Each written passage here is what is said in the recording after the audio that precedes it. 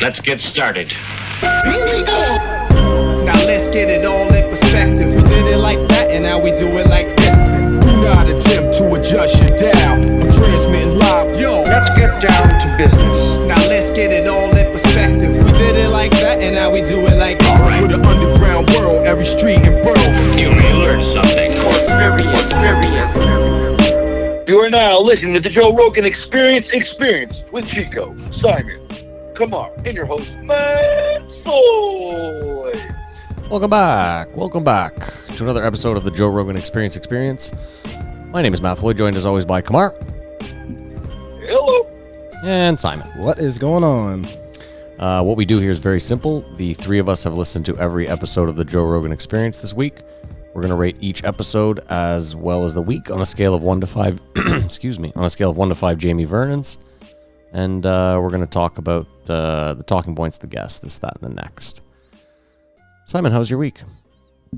My week was crazy. Quit smoking.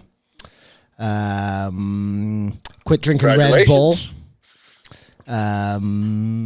So if you hear me, people who may, all three of you who may be listening, this is coughing of healthiness coming from this stupid jewel. So you can go fuck yourself. If you don't like the coughing, it means you want me to die, and I don't want you listening anyways. So last week when Kamar said, because he said on air, people seem to hate the coughing more. I hadn't seen that yet. He is privy to things we don't see. Yeah. So I hadn't picked up on that. And then I see. That was a real shot, like a real fucking punch in the gut. Yeah. So just for listeners, Across the bow. obviously one of you listeners is aware of this. Someone gave us a 2-star review this week. And I'm not even shitting you. This is legit as fuck. Someone left a 2-star review on our podcast because of the coughing. And what they said was, it's fine. If we cough too much and that's not to your liking, I get that. That's fine. But their reasoning was not cool during a time like this. As if this fucking moron assumed you could get COVID through the radio or if for some reason, God forbid, for some reason one of us had COVID, you shouldn't be doing a podcast anymore because it somehow is alarming to the people listening. Yeah, I don't know. This is your army, Kamar. Yeah, I think the word they used was unsettling. So I'm not sure what that means. No, But I'm pretty sure what it means. You quit Red Bull? Yeah, I Quit Red Bull? Yeah, Red Bull and smoking, vape only. Is there Was Red Bull in there that too? happened, or you just I've put Red Bull into the vape. Yeah, Gotcha. It's a combo. No, just something happened, and I had like a you almost moment. had a heart attack? Not a heart attack, but something, and I had this moment of I believe alcoholics call it a moment of clarity. like looking back and saying, "Holy fuck, you really are just the fucking giant loser." Fair enough. No, like now you as I drink was coffee? struggling for breath, you know what Gotcha, I mean? I was gotcha. like, "Fuck, you did everything wrong here," you know? Mm-hmm. There, yeah, drink that up, buddy. Kamar, how's your week? You're right next to the hospital, so you're good. Salute. No, my problem was I was somewhere. I that thought it was healthy because you're drinking it. Yeah, no, don't do as I do, not as I say, Kamar. No, wait, that's No, not right. I was gonna do say- as I say, not as I Yes. do. Yeah. Thank you. You're welcome. Kamar, how's your week? Oh man, well, as you know, I've been working, And and are you about to shit I'll talk your say the job on charm air? The charm is off. Well, no, there's no really shit talk. It's just not worth it. It's not worth it. The commitment they're asking for is too much. So is that going to too be it little. then? What? Yeah, I'm going to need my notice. I can't do this forever. Special, okay.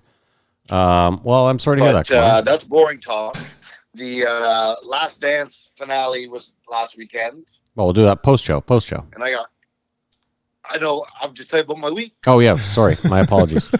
So sorry. So I got caught up in all the Jordan stuff, and I think anyone could argue that the 2s are the ugliest of the Jordans. Yes, agreed. And I got online and ordered a pair of Jordans because they're on sale. And I got a job, so I need to celebrate. And they arrived, and they are really fucking ugly. And how The much were picture did not do them justice. How much were they? $120, normally $170. Wow, it's not like you're at a The huge question loss was it more or less than the Hotez Jesus book? So that's how my week went. Hotep Jesus. I'm a book. loser with a pair of ugly Jordans. All right, well, fair enough. I guess that could be worse. Mark, can you not hear us? But I don't know if I can ever wear them in public. He has a really bad connection or something. Yeah, I hear you. Oh. All right. Well, I guess. How was your week, Matt? My week was all right. I should address. Oh, go ahead, Kumar. I think you got out on a boat. Yeah, I got on a boat. I went to the cottage just for a day. That must have been nice. You'd be surprised. It was nice, Kumar. It was great being on the lake. My cottage is lovely. You're right. That was nice. And it was a beautiful week in Ottawa. So that was great. I got some sun. I got some color. Got out with the wife. That was lovely. I should address something real quick. It dawned on me this week that we've done 82 episodes, whatever it is.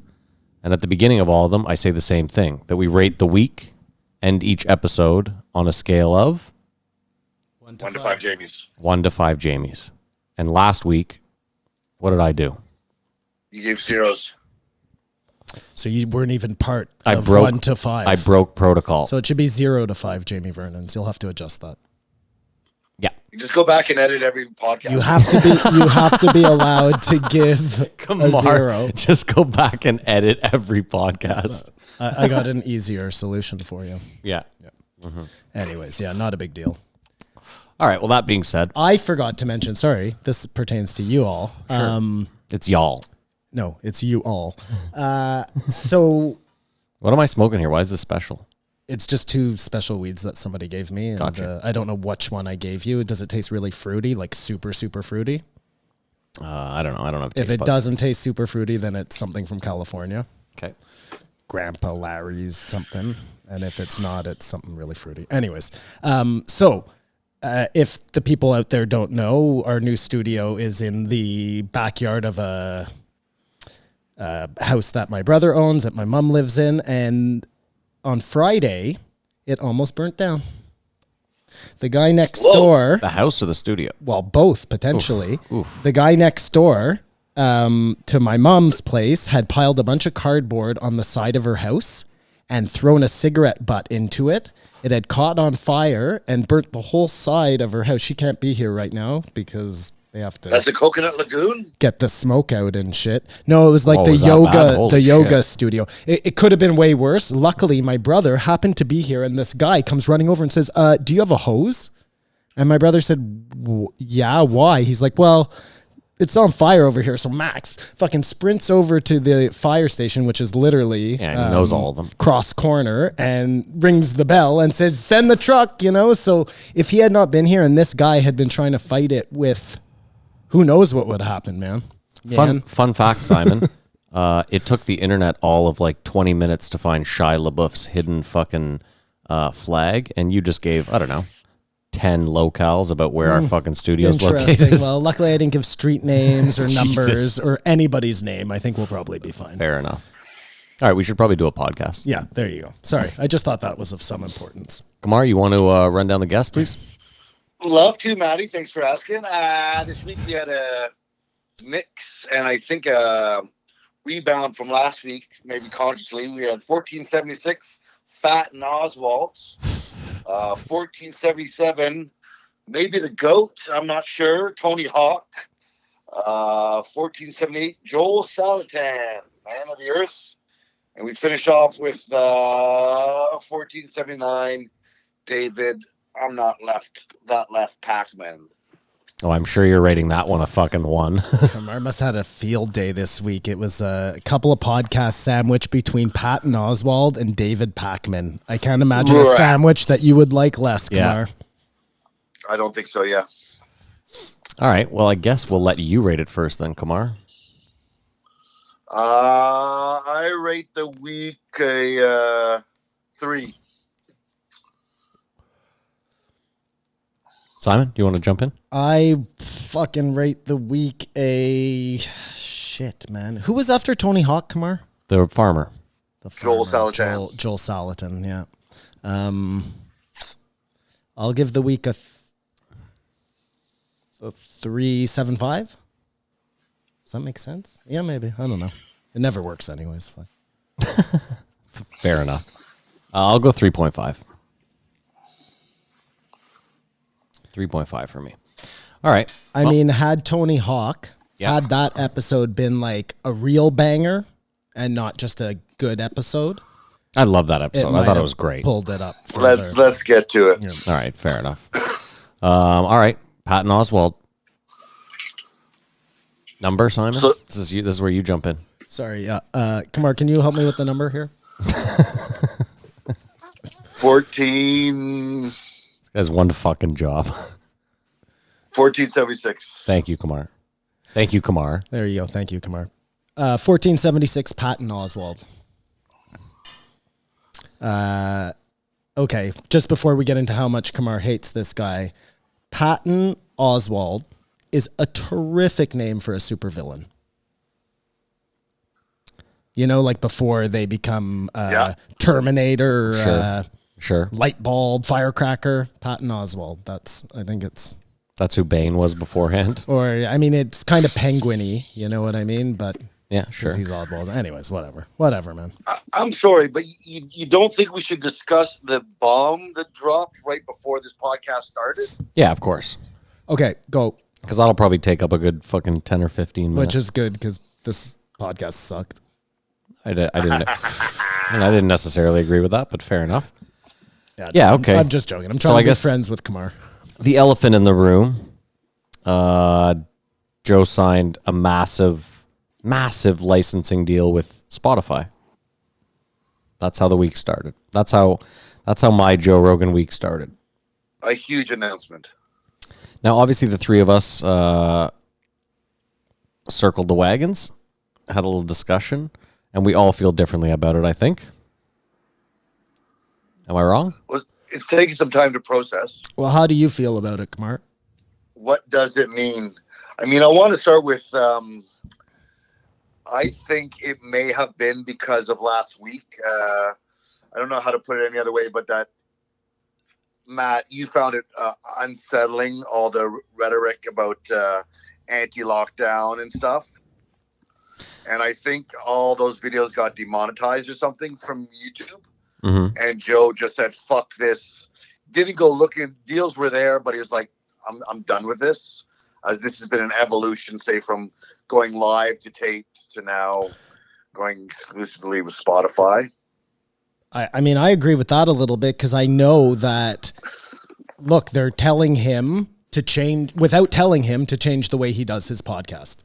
Yep. Right? That's what YouTube is doing in not so many words. And Joe's big enough to tell them to go fuck themselves. And especially if Matt's right, and this is more than $100 million deal. It's like $100 million a year deal. And you know what I mean? $250 million fucking venture.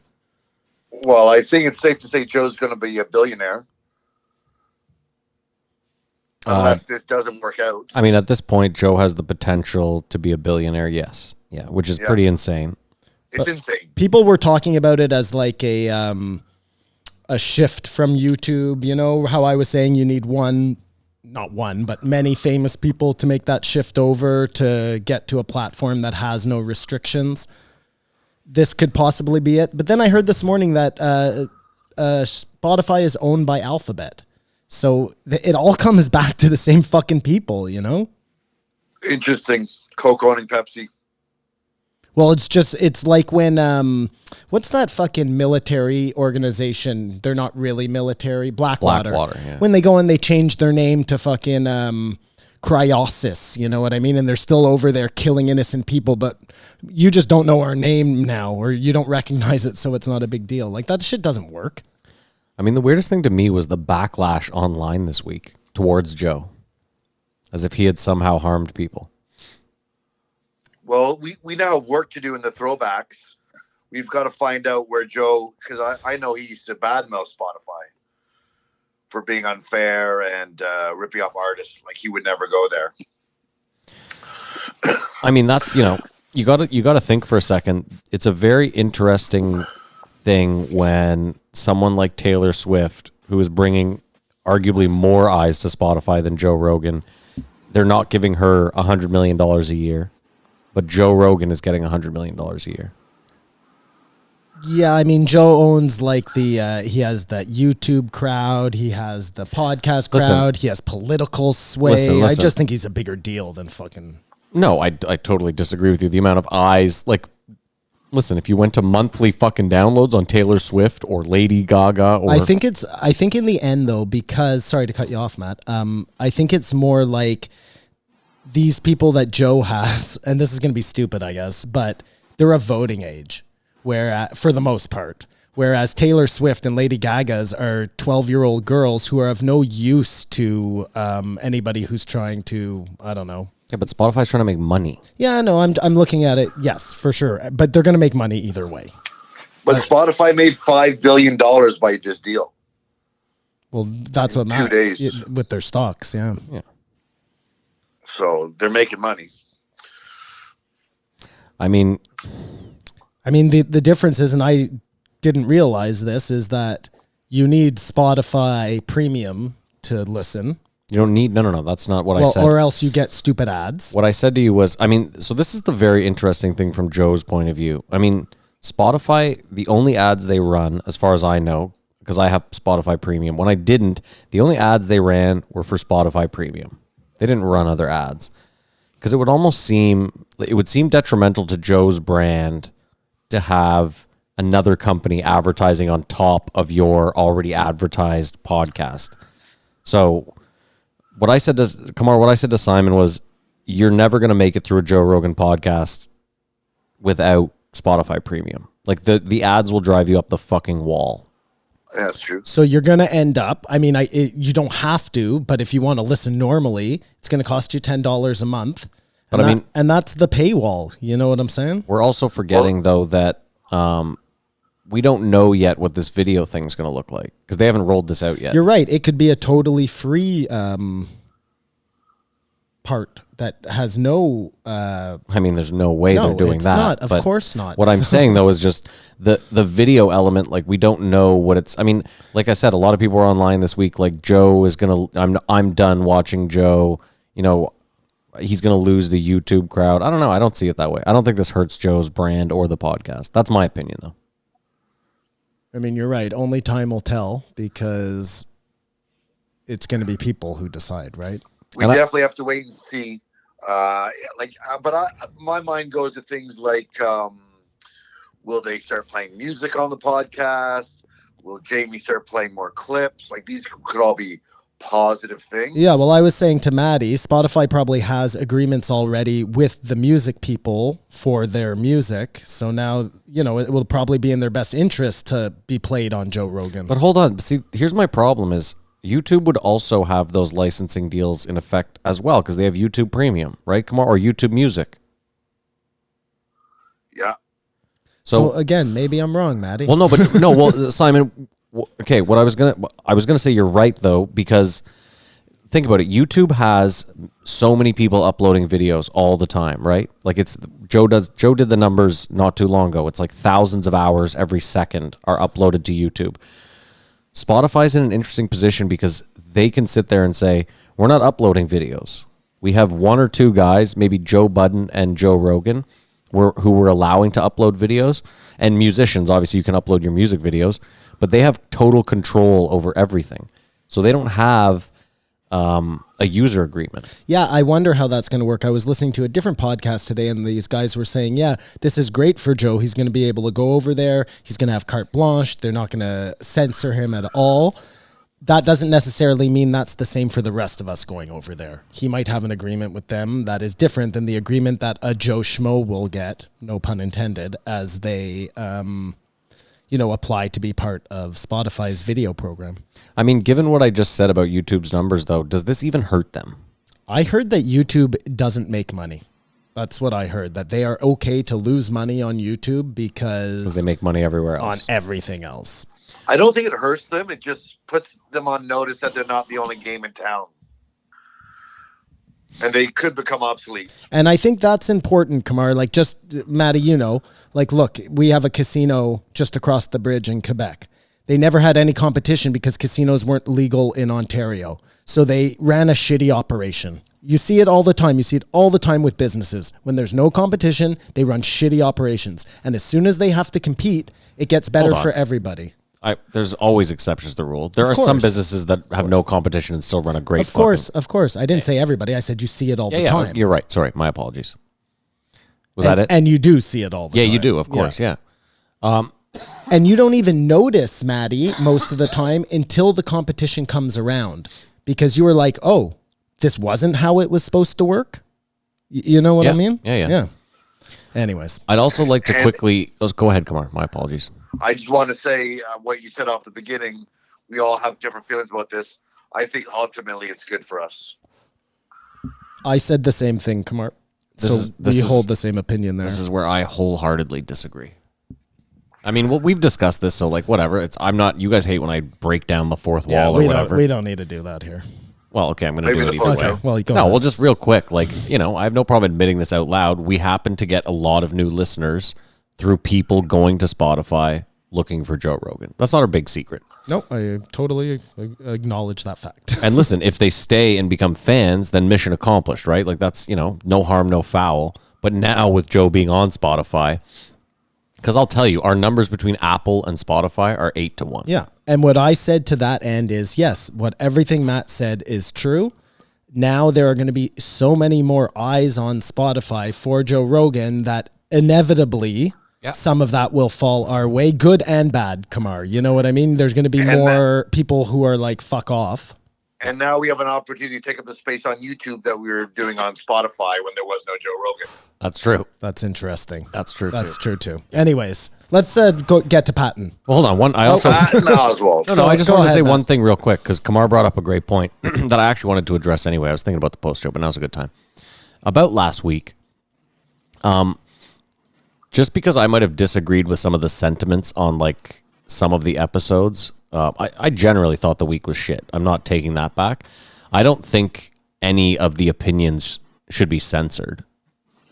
No, just because you had a wrong opinion, you have every right to spout it. Yeah. But I wanted to make that very clear. Well, no, like I wanted to make that clear that I can sit here and say like, I think Eddie Bravo's fucking out to lunch, but I don't think that YouTube should be demonetizing those videos. I don't think they should be taking those down. Like, you have every right to your opinion, regardless of what that opinion is. Yeah. As long as it's not about like hating fucking some race of person, I think you're probably fine.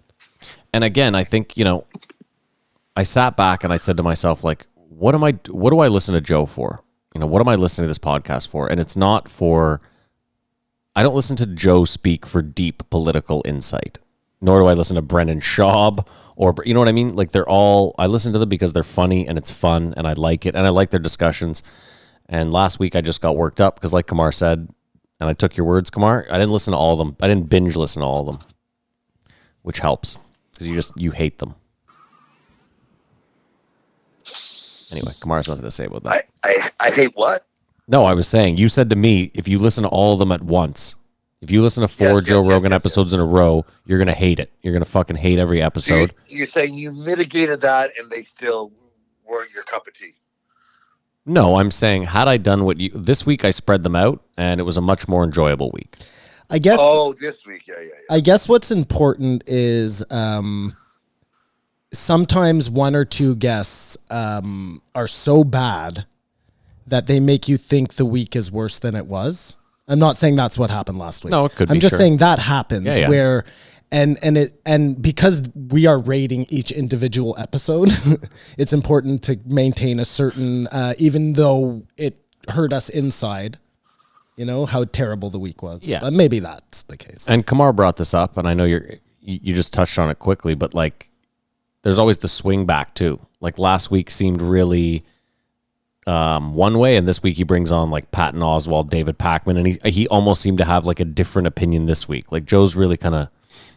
Well, Well, I wonder, yeah. Just before, sorry, I know this is crazy. Just before we get to Patton Oswalt, like that's really how I feel. Is look, on most things, I'm pretty positive what my stance is, You ask me about aliens, you ask me about Bigfoot, you ask me about what magic. I have an opinion and I'm pretty solid on it.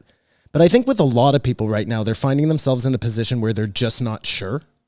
And because it's you know, with aliens, with Bigfoot, you don't have to do shit. You can say I don't believe or I do believe, and it doesn't matter. But with everything that's going on in the world right now, and you're having to put your money where your mouth is, you know what I'm saying? It's just... Well, I hate to jump ahead, but Pac-Man brought it up. Oh, did he? Well, I mean, what he said was, you know, if you believe in flat Earth, that's not really hurting anyone. You can believe in flat Earth. You can even convince other people.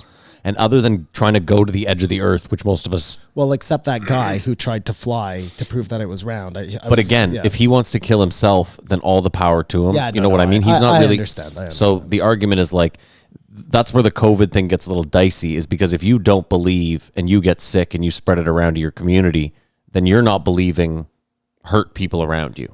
Listen, I know I'm preaching to the choir.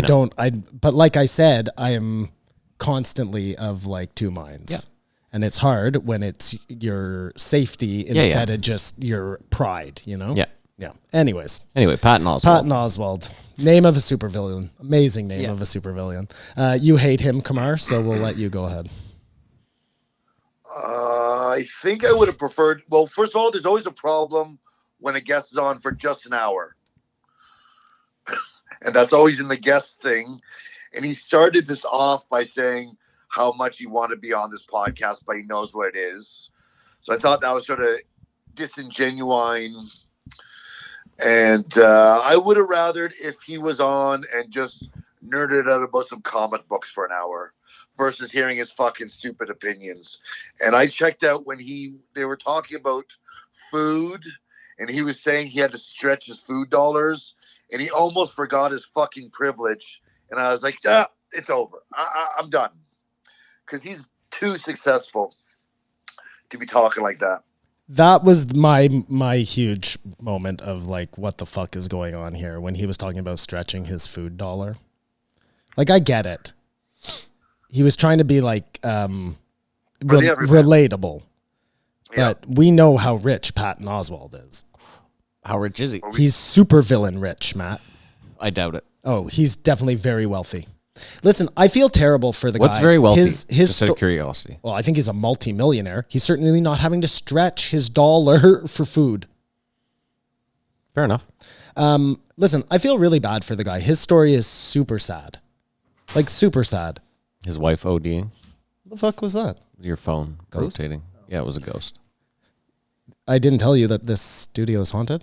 It's fine. Yeah, by the ghost of a former podcaster who did this in the 1700s before radio. Give me subscribers. Exactly. Sorry, where were we, Kamar? Patton Oswalt, you feel bad. His story. Oh, yeah, right. 14 million.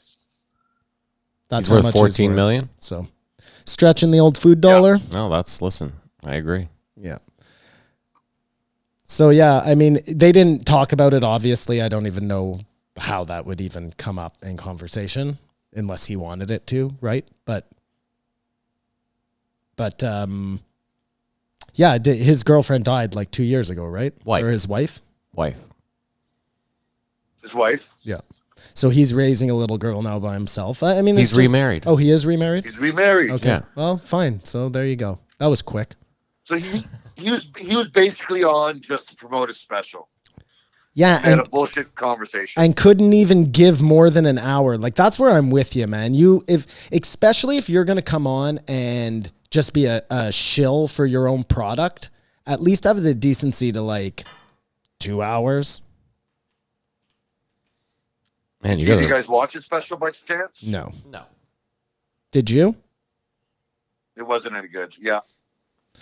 Well, so I gave him the full shake because his podcast was so short. I just couldn't fill the time. you definitely watched that out of hate though, right? Like to see how much you would not like it. Oh, yeah. No, just to see what it was. It could be funny. Someone can be funny that you don't like. Like, you still admire their joke writing. No, fair enough. Yeah, but Kamar, let me ask you, when was the last time you watched a Netflix special where you were like, this is incredible? Chappelle, maybe? Fair enough. I agree. I'm just I saying. thought that was the coolest thing he said. Well, Kamar, He said he started with Dave Chappelle. Yeah, on the same night in D.C. Yeah. Chappelle tells the same story on his Mark Twain thing. He says, I started on this exact stage with Patton Oswalt. And he's like, he names the date and shit. So that's his street cred. Yeah. But other than that, he's dead to me. What a weird feeling that would be to start comedy on the same night as I someone. feel like Joe is almost defending Trump this week. It seems like Joe's Not been. overtly defending him, but trying to. It seems like he's been defending Trump for the last like 3 weeks. Yeah, since the fights. That's when I feel like something happened. Maybe while he was traveling to Florida or something. Somebody he met there, something. That's when Joe changed his mind about this whole pandemic thing. Well, he definitely has been defending Trump a ton. I even feel like he's going to vote Trump. Although he's not going to vote Biden. Well, no, hold on. But then this is what I was going to say. Well, what I was going to say is last week, if you had asked me, I would have been said 90% Joe votes Trump in the next election. But after this week he seems to have turned more to like, because Patton Oswalt said it first. He started the week off by saying, "I'm voting for the cabinet." Well, Joe's going to throw his vote away independent or however you do that in the States to third party. Sure. I'm not sure how that works. Same thing. But even the cabinets are a bunch of jabronis. Yeah, agreed. Those people have been working in that cabinet are the same people who were there, the president before. Like, that doesn't change. You know what I'm saying? For lack of a better word, it's the swamp. Okay, well, the swamp that Trump never drained, is that the one you're talking about? Maybe he's still looking for the drain. I thought it was also strange when Patton Oswalt was like, "Oh no, there could be no war with China. We're their main trading partner." He was very smug about that. Listen to this like guy. He knew something. He was very smug about that. I think that these like rich Democrats, liberals, have a certain opinion about like we're forever going to be okay dealing with China. Yeah. Because the alternative is not a pretty picture, you know? Potentially, no. I feel like you have to have an appetite for more. It's not violence. That's not the word I'm looking for. But you want to conflict. Well, yeah. There's going to have to be something. Those countries are going to butt heads, whether it be economically, socially, whatever. Right? It's inevitable. Well, if you cut off trade, it is. I mean, look, they can probably pretend this never happened and just go on business as per usual. Can we talk about something positive? I just think with Mark Oswalt. Yeah, he Good did. luck. Oh, well, let's try. Well, no, I heavily agreed with him when he was like, "Why is the U.S. flex always our fucking military power? Why can't we flex something else?" Like the U.S. flex to me in the early 1900s was the idea that like it was the land of the free, or that you could come there with nothing and build yourself up and become something. And now it doesn't seem that way at all. I think we all agree at that point. Yeah, well, that's what I was saying. Is I felt like that was something that I agreed with him on, and that you had to. More to the point. Yeah, we all agree that the American military is out of control and could be directed somewhere else. I mean, they could spend half of what they spend and still be leaps and bounds ahead of everyone else, and they could fix their homeless problem, their infrastructure problem, but they don't. It's sad. It would appear, but they know something we don't know. Well, I guess they do too. I mean, Joe talked about it too. You know, Joe really this week too was heavily on the socialized medicine tip, like really pushing home that. And again, I'm Canadian. I agree with him. I don't understand why. It's weird that Americans push their rights so hard, but the right to medicine is like, well, that's not a fucking right. And forget even the right to medicine, just the right to taking care of your own. That Sure. To me, you know, whatever that equates to. If medicine comes into play, then medicine comes into play. And Sure. if it's making sure that nobody's homeless, then it's making sure nobody's homeless. Like, take care of your own. Well, even just having access to a doctor, you know, and like I get that there's that many more people there, but like they should all have access to a doctor. It can't be that hard to figure out. It really can't. It's just a massive cultural thing. Maybe this COVID situation will be the tipping point. I don't think it will though, because, and I mean, again, I sent you guys that link that said this whole thing could just be to sow dissent from Russia, that there might not even be that many Americans that are trying to fucking go back to work?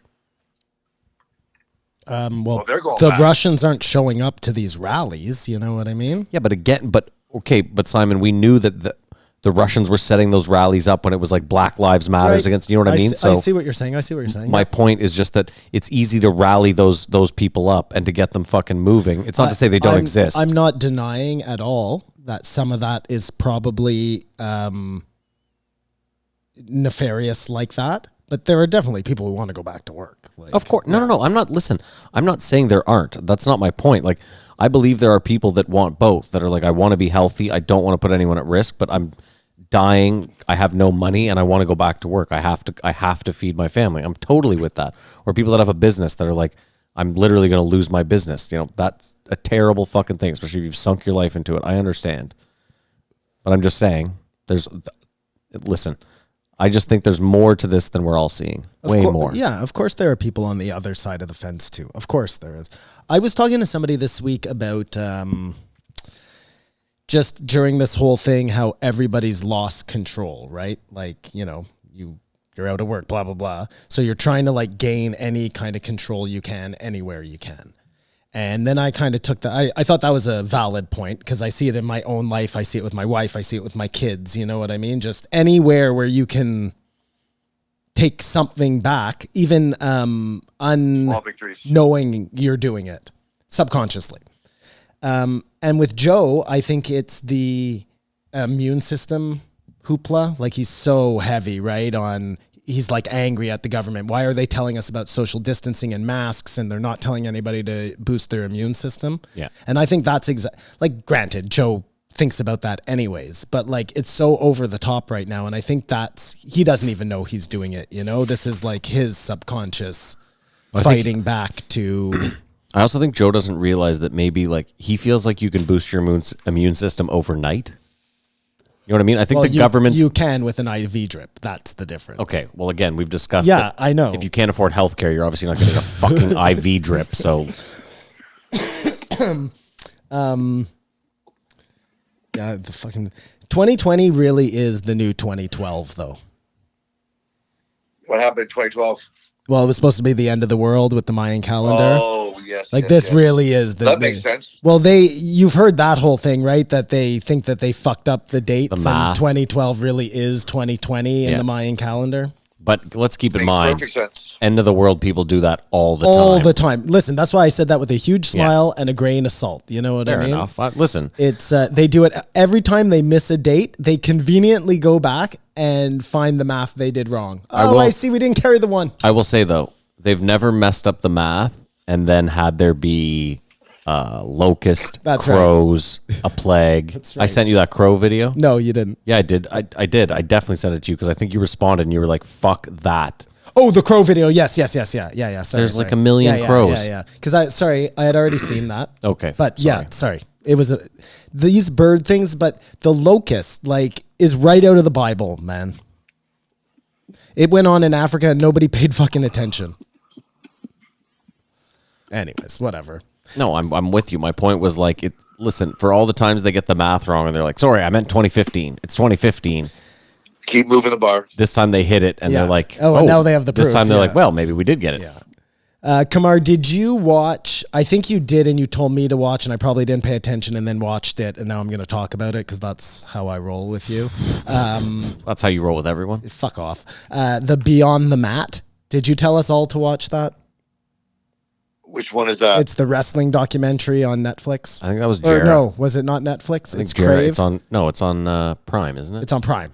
No, No, that was not me. it's on Crave, I think.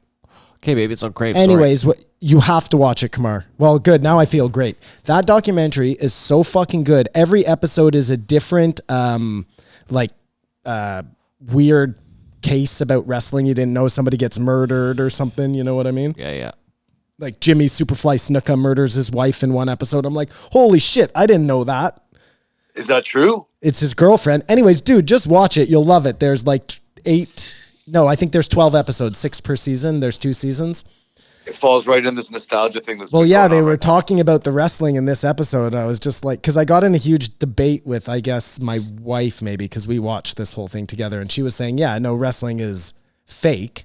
And I was saying you just watched this thing, like they're hurting each other in the ring. It's not fake, it's scripted. You know what I mean? It's we know the outcome, but the shit they're doing is still. But it almost makes it worse, in my opinion. What do you mean? Well, like, okay, so if you go in the UFC and you get in the ring and you fight someone, you know, like the violence and the pain, a winner comes out. Okay. Whereas like Unscripted. Yeah. Whereas in the WWF, like scripted violence seems almost, again, for naught. Like, okay, I'm going to pick you up and I'm going to throw you over the top rope and you're going to land on your back. Like, I'm going to land on my back? Yeah, on the table. Okay. Like, I guess I don't know. But sorry, I just don't see what's your problem? Is your problem with the wording of what it's called? No, I don't know. My problem is more just like, I understand, like, if I see a fighter fucked up after a lifetime of fighting, there's a part of me that understands it. That's like, okay, that's like, it was a noble. Okay.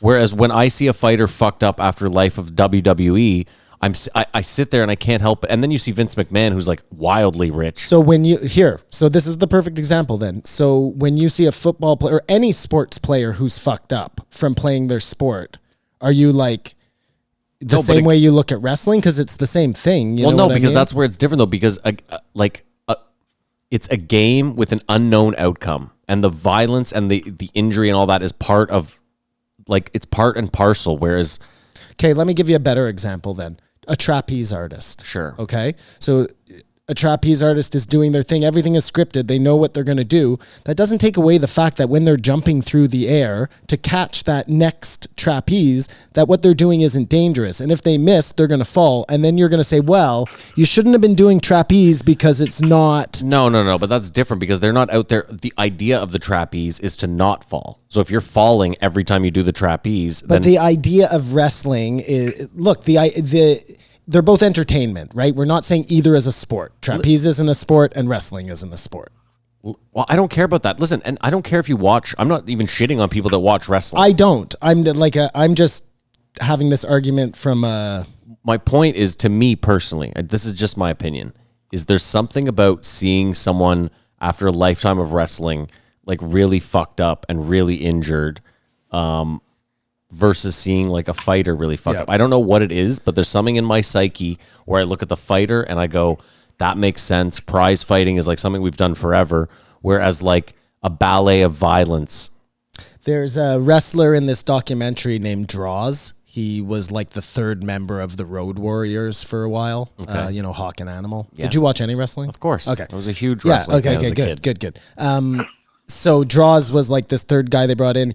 He's in a bunch of these episodes, like giving his opinions about shit, and he's in a wheelchair with a straw. He can only and it was all because D'Lo Smooth or something like that was his name. He was some black wrestler, and he was doing a power bomb on him, and he was just like, they both even said it is like it was nobody's fault. I just kind of slipped a little bit as I was going up, boom, paralyzed from the neck down.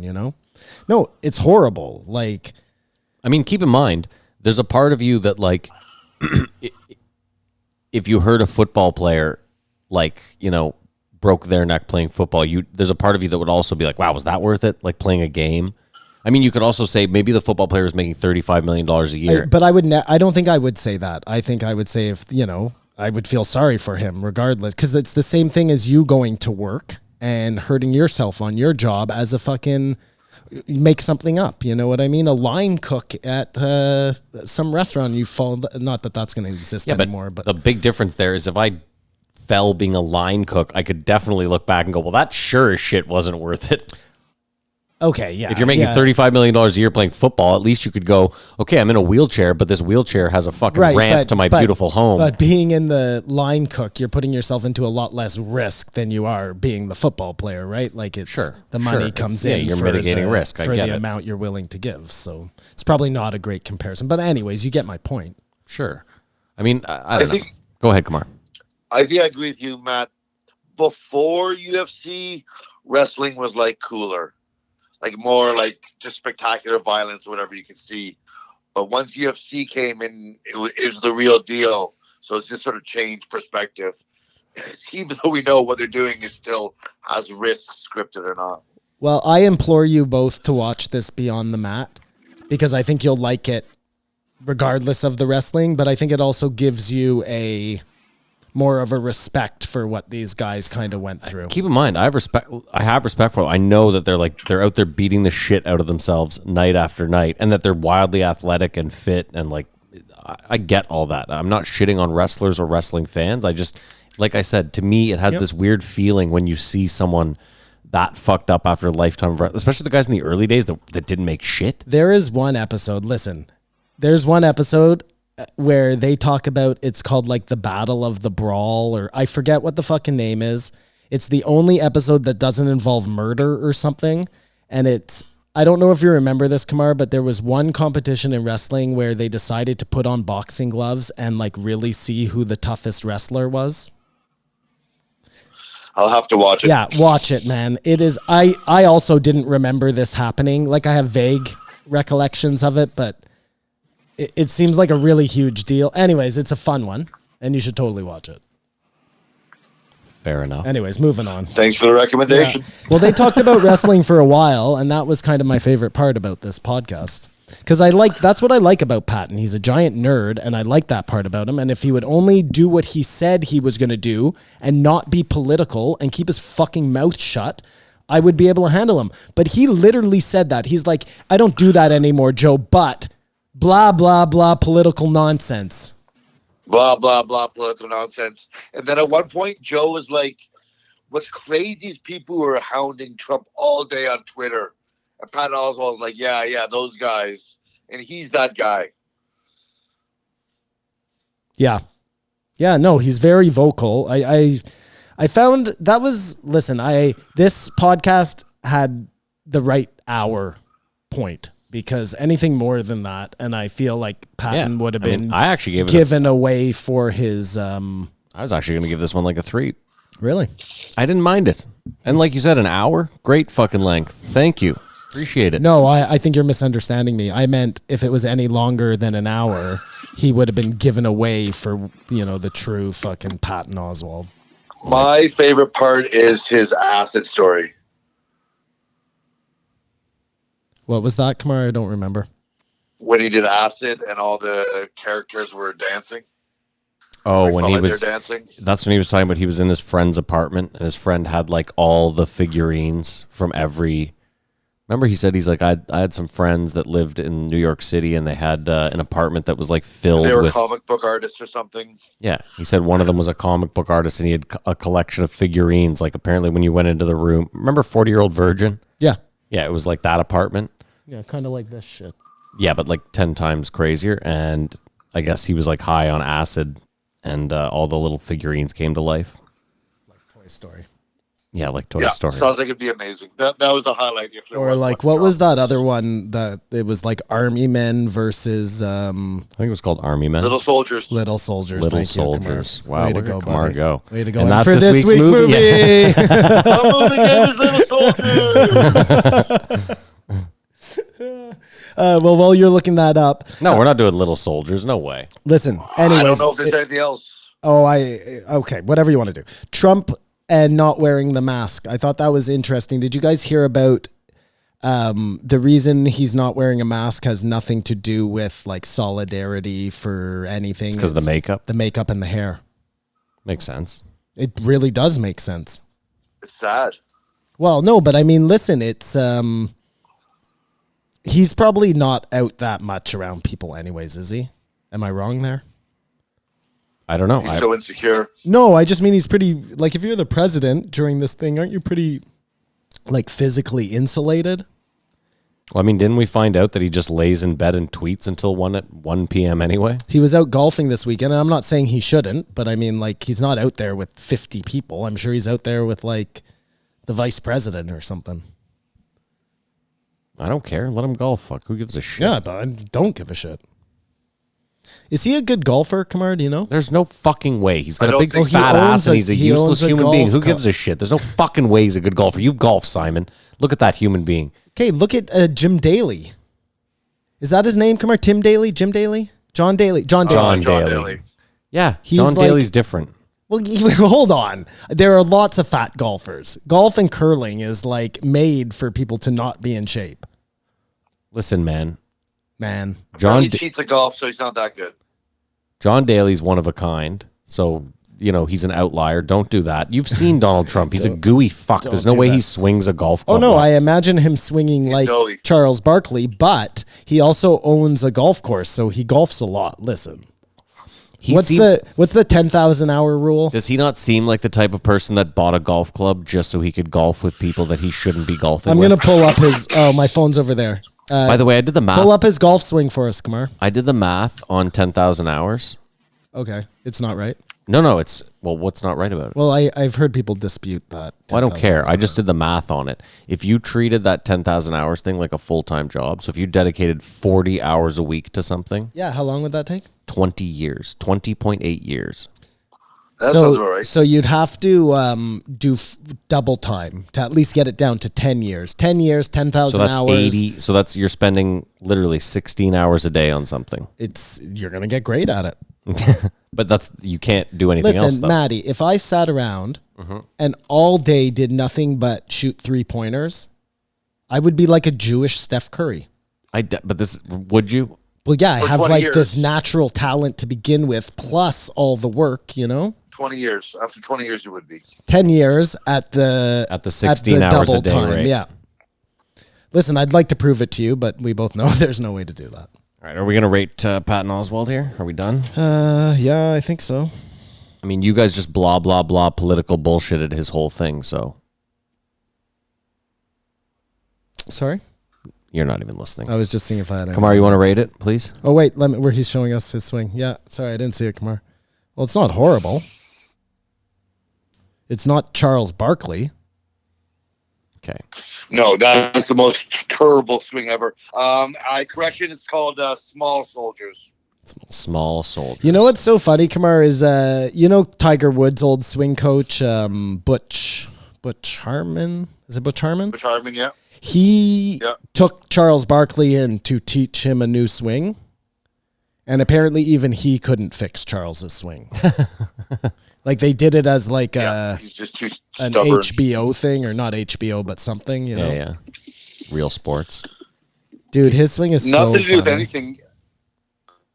Do you know that Tiger Woods is playing against Phil Mickelson with Peyton Manning and Tom Brady this afternoon? Yeah. I didn't know that was this afternoon, but it's I knew that was right happening. now, yeah. Yeah, okay. Anyways, I don't like Patton Oswalt. I give this a 2. Simon? I also give it a 2. Talented, he's done a lot. I respect him. I'm sorry for him losing his wife, but I thought this was a bullshit episode. That's fine. I give it a 3. I didn't hate it as much as these guys, clearly. Clearly. All right, let's move on. I can see clearly. The Hawk Man. Tony Hawk, 1477. Tony motherfucking Hawk. This is the kind of shit that, like... This is why you listen. Yes, this is exactly why I listen, but I find that I'm usually disappointed. I wasn't at all. I build these things up in my head so much that when it comes to the time, I'm like, this is so amazing that Tony Hawk is on Joe Rogan, but this isn't the best interview that could have been done. Listen, man, Can considering... I say what I think the problem is? Go ahead. I think that Joe's limited knowledge about skateboarding made him the start off point for the conversation sort of rudimentary and remedial. Not only that, I'm sorry, Matt. Check out the big brain on Brad. I'm going to let you get to your thing in 1 second. Not only that, Kamar, it's that I just like... Sometimes Joe's just not gritty enough, man. And the stories you got to press for are... fucking like the things that are happening on the road when you're a kid. Like that's what I'm interested in. We all know Tony Hawk. Most people know his story, Do they though? Well, I don't know. The one thing I learned about the chip on his shoulder, but at the very end of the podcast, he goes, Joe, I've done the craziest things ever because of skateboarding. I was like, well, let's talk about those. Well, this is what I'm saying. Like, just as an example. So, You've watched that Tony Hawk Power and or the Bones Brigade documentary. Yeah, of course. I'm not saying everybody has watched that, but it was like it was a big big enough document. I just mean, I'm with you, Kamar, 100%, is that Joe starts so far behind the 8 ball on anybody who's not in his like wheelhouse that, you know, when a scientist comes on, he does some research. He reads a book. well, that, and then it gets into opinion, you know what I mean? And like, I don't know. Maybe I'm being silly. Well, no, you know what? I hadn't thought about this until you mentioned it now, but now that you mention it, he does, and he did say this week, he's like, when I know I have someone coming on, I do some research. I read a book, I do whatever. It's really easy for him, especially in his gym, in his air-conditioned 7 TV gym, to throw on, like you said, the Bones Brigade documentary, Dogtown and the Z-Boys. Like, Well, that gives you, exactly. that at least, if you watch those 2 movies back to back, the documentary and the movie, both documentaries, sorry, Dogtown and the Z-Boys and the Bones Brigade documentary, boom, you are all of a sudden more knowledgeable than someone who hasn't watched them. First of all, you would have been able to ask all the right questions. Hey, Tony, give me like, what was it like coming up with Tony Alva? That guy seems like a real fucking dick. This was like somebody you were going head to head with in the world of skateboarding at that time. You know what I mean? Like there were so many interesting questions that Or even ask the good question, like, how does it feel to come out on top? that too. Because like you ended up being a like you're richer than I am. Well, not after this deal. Compare But Alva skateboard to Birdhouse in the end. You know what I mean? Anyways, those are all things of interest to me. And you're right. All he would have had to do is watch 2 documentaries. And not only that, Maddie, he would have liked them because they're well done docs, regardless of even if it's something you're not that skateboarding. into. Dogtown and Z-Boys My stepdad watched Dogtown and is one of Z-Boys and was the like, this best is incredible. documentaries of all time. Yeah. It is so well done. It's so good. It's so good. It'd be tragic though if Joe watched them, went down the rabbit hole, then got a half pipe in the fucking complex and started skateboarding. Well, we know that's not going to happen. Doesn't really have the build for it. I will. Anyways, Little so Wayne skateboarding. that's my problem with this episode. Other than that, I guess it was okay. I mean, listen, I now love Tony Hawk. now that you mention it, yeah. And you know what? You always hear Joe talk about, like, I have no time. Again, I just said it. You're in your gym, you know, Google Tony Hawk and a bunch of shit's going to come up. I don't like this no time thing. You know what I mean? I have a problem with that because it's just not true. It's you decide what you allot your. He says it all the time. Well, we all have the same amount of time. Yeah, 24 hours a day. Yeah. So that's why. That's what I'm saying. I'm agreeing with you. I'm saying we all have the same We amount. are in the middle of a fucking lockdown. Like, I don't know about you guys, but I've had to watch a lot of shit. Well, even then, he's not performing right now. So you have to have more time. You're not doing 10 podcasts a week. You're doing the same amount of podcasts a week. You're obviously not doing as much research because He's busy making deals, man. I mean, listen, I still thought this was a great fucking episode. I was amped to see Tony Hawk in the photo. And I still thought this was a great episode. It was very cool. I agree. I love this part of the podcast where I'm just going to show you a picture in a second, where Tony Hawk was like, Joe's like, well, what was it like to turn pro? And Tony was like, well, it was pretty much like this. And Yeah. it's pro, amateur, and you check a box, Yeah. you know, like that's how it worked back in the day. If you thought you can compete against pros, you checked off pro. I mean, that's the craziest thing to me about skateboarding is when we were young,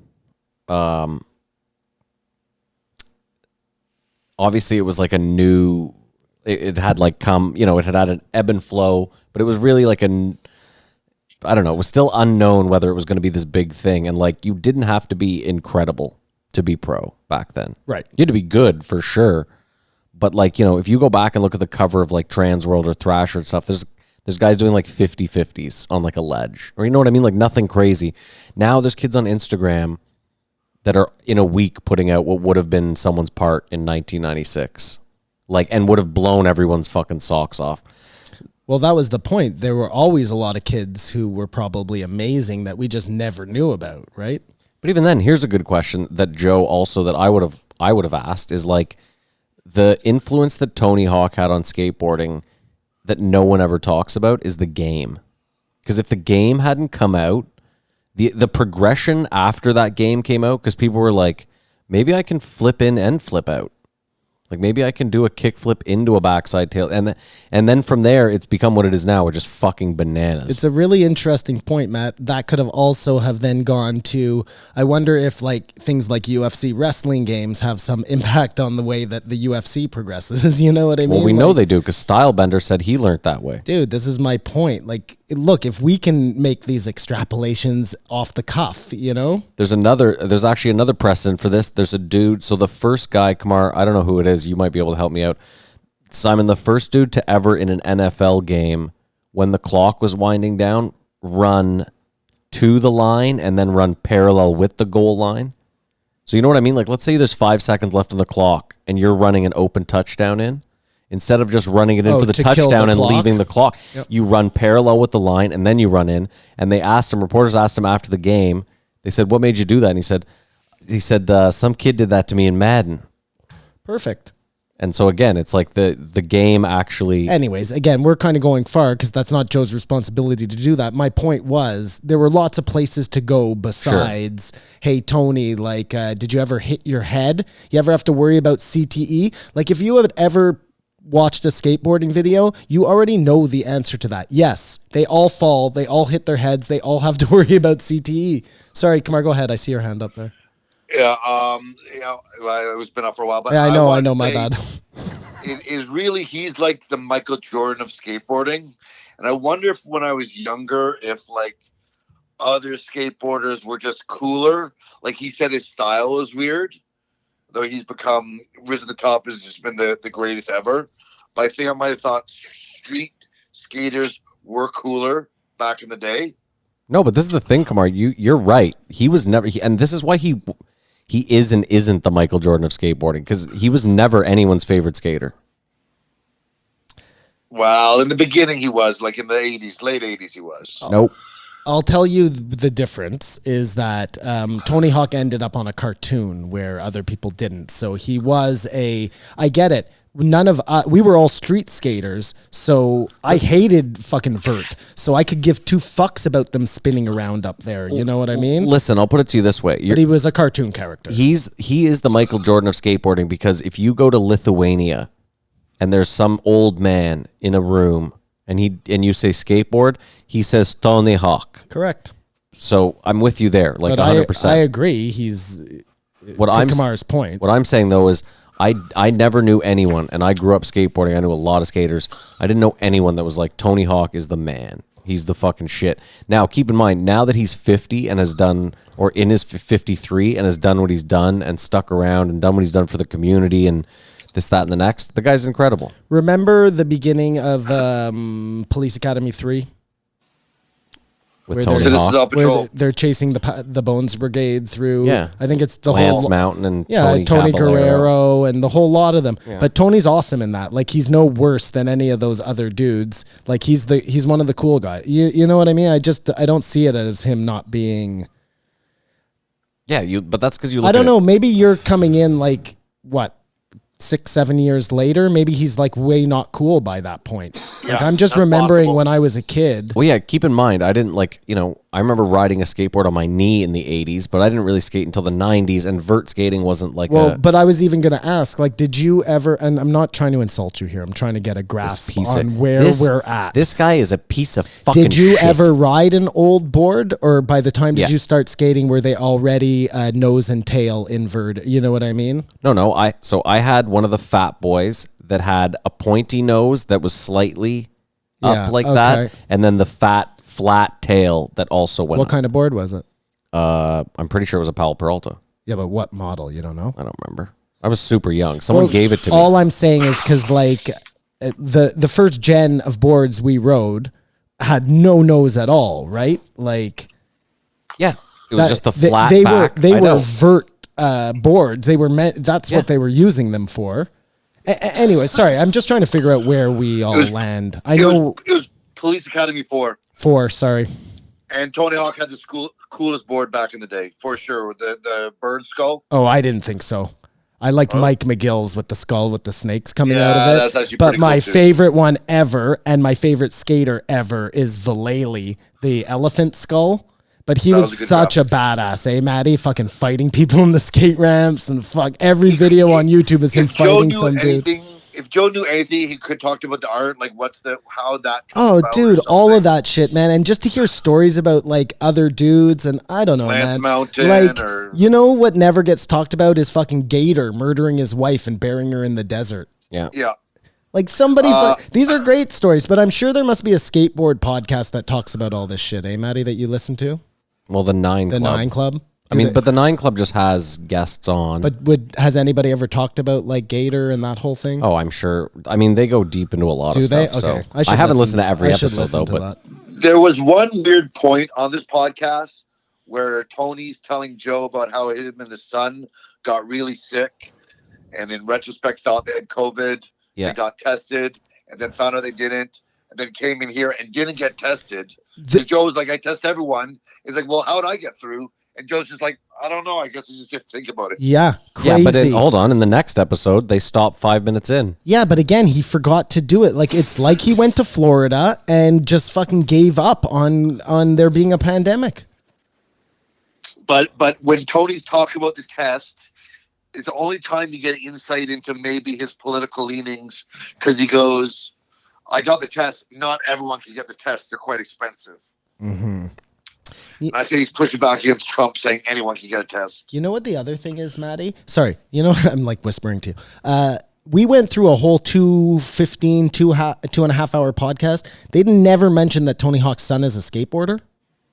An incredible skateboarder. Yeah, like But I think all of his kids skateboard too. okay, but shit, Lemaired, Matt. How does this not come up even for Joe? Too much to cover in 2 hours. Oh, okay. I cannot accept that. I'm sorry. I mean, it is weird. You think That's he'd like even, saying you don't have enough time to watch a documentary. but you think he'd brag. Like that's a real dad thing to do, isn't it? You're a dad. If my son was amazing at something, Matt, that would be the first. It would be like, "Hey, Matt, my son's amazing at hockey, and by the way, we're doing the podcast today." You know? Yeah, especially. But if it was the thing that you excelled at, like if you were an artist, like if you know, if Shep was like Or if he was a professional skateboarder. sure, there Holy you go. fuck! I would be one of those parents. Yeah, but I guess also When it's. he- Go ahead, Kumar. When he was talking about skateboarding at the Olympics and how far the sports have come, all I can think about is how crazy it is that snowboarding started after skateboarding and surpassed it in like acceptability and stuff and got to the Olympics way faster. It's just a weird sort of Well, thing. it is interesting. It's I'm- because there are less snow sports. I think less winter sports, so they just need more shit. That's true. That's a good point. But Tony maybe seemed not. really butthurt that vert skating wasn't in the Olympics. Yes. Well, I agree. Like, I don't know why it Obviously. wouldn't be in the. It seems like a totally Olympic type event. I mean, I assume down the line the big air and the vert will go in. Well, I thought Big Air was in right now. No, he said it's park and the street Yeah, right. Okay. Sure. Whatever. because the And big we air. could imagine when we were kids it becoming Olympic sports. We just say imagine. Sorry. What, Kumar? He said we'd always we didn't imagine it being an Olympic sport when we were kids. Skateboarding? Yeah. Yeah, we didn't, but at the same time, like aerial skiing has already always been a sport. So, like, how far is vert from that? No, but skateboarding always had sort of a fuck you counterculture. no, We didn't even want to. Fair enough, but so did snowboarding. Like skiers and snowboarders didn't get along for a very long time. You know, So But let it me was just such a market force, It's- it rose up the ranks. I guess let me ask both of you: skateboarding, sport or art? it's a sport. Kumar.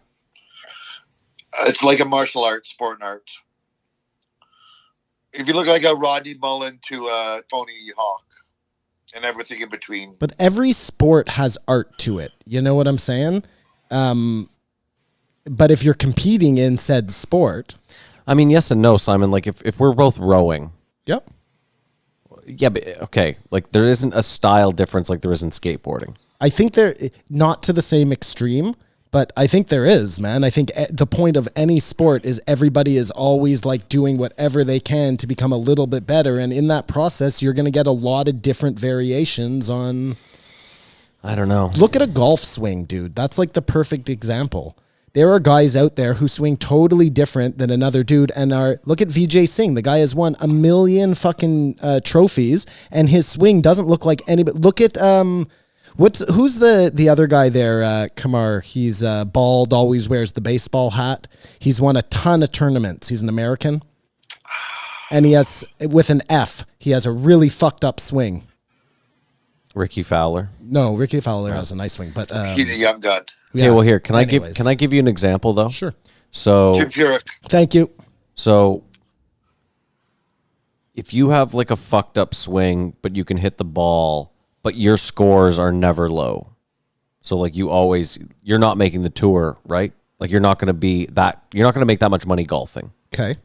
My point is there are pro skaters that are nowhere near as good as other pro skaters, but because of their style, they're pro. Like think of that guy, what was his name? There's that skater, Ricky Fowler. He's the dude that dresses like a hippie and does all that crazy fucking shit. He has the same name as the golfer? Ricky Fowler. It's somebody else. I know who you're talking about, though. Ricky Fowler is the golfer. No, it's Richie. What the fuck is it? It's Rich. It might be Richie Fowler. No joke. Anyway, that guy has the most viewed video on Thrasher Mag. But you know what I mean? Like, I understand what both of you are saying. I get what Kamar is saying by an art, because you're right, Matt. You can become famous by just having doing a your super thing. interesting style. But like, but that is true, Matt. I'm just saying that is true now because of the internet with almost all sports. Like if look at the Frisbee guys, like you can make anything into. Sure, but I if guess you're good enough. Yeah, I guess I'm just saying it seems more, I don't know, skateboarding. Same with snowboarding. Like they both seem slightly more artistic than a sport. I guess your point, and it's true, is you don't have to win any competitions to necessarily be considered one of the best skateboarders in the world. Most skateboarders that make tons of money have never won a competition. Right. So there you go. Yeah. But a lot of them do then, well, I don't know, maybe go into the Olympics, will they?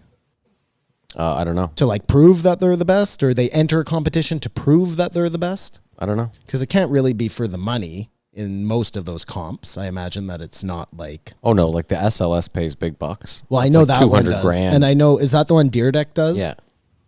You see, sorry, excuse me, Jesus. That's another piece that I think he missed to this, because Tony Hawk started talking about like how he built all the ramps for disenfranchised communities and stuff, which is exactly what Deerdeck does. Yeah. And I just would have been interested to just hear Tony Hawk's opinion on Rob Deerdeck. You know what I mean? Like I've never heard that before. That would have been the perfect opportunity for Joe to say, oh, you know who else does that in LA is Rob Deerdeck. What do you think of that guy, you know? What was interesting about that story is you worked with Lance Armstrong, which is one of our most recent this did not age well on the Patreon, if you want to check that out, listeners. Lance Armstrong. Oh shit. I thought you were talking about Lance Mountain. I was like, I wish. I mean, again, we rag on people for what they do and don't touch on. Like Joe is kind of leading the conversation, and if he doesn't know about any of this stuff, the conversation can't go there. It's a problem. I agree. What movie I thought you were gonna pick, Kamar? Not that I did research on it, Matt, but just was Gleaming the Cube. Yeah, I thought about that, but it's just so nothing. It's so nothing. But honestly, I bet you the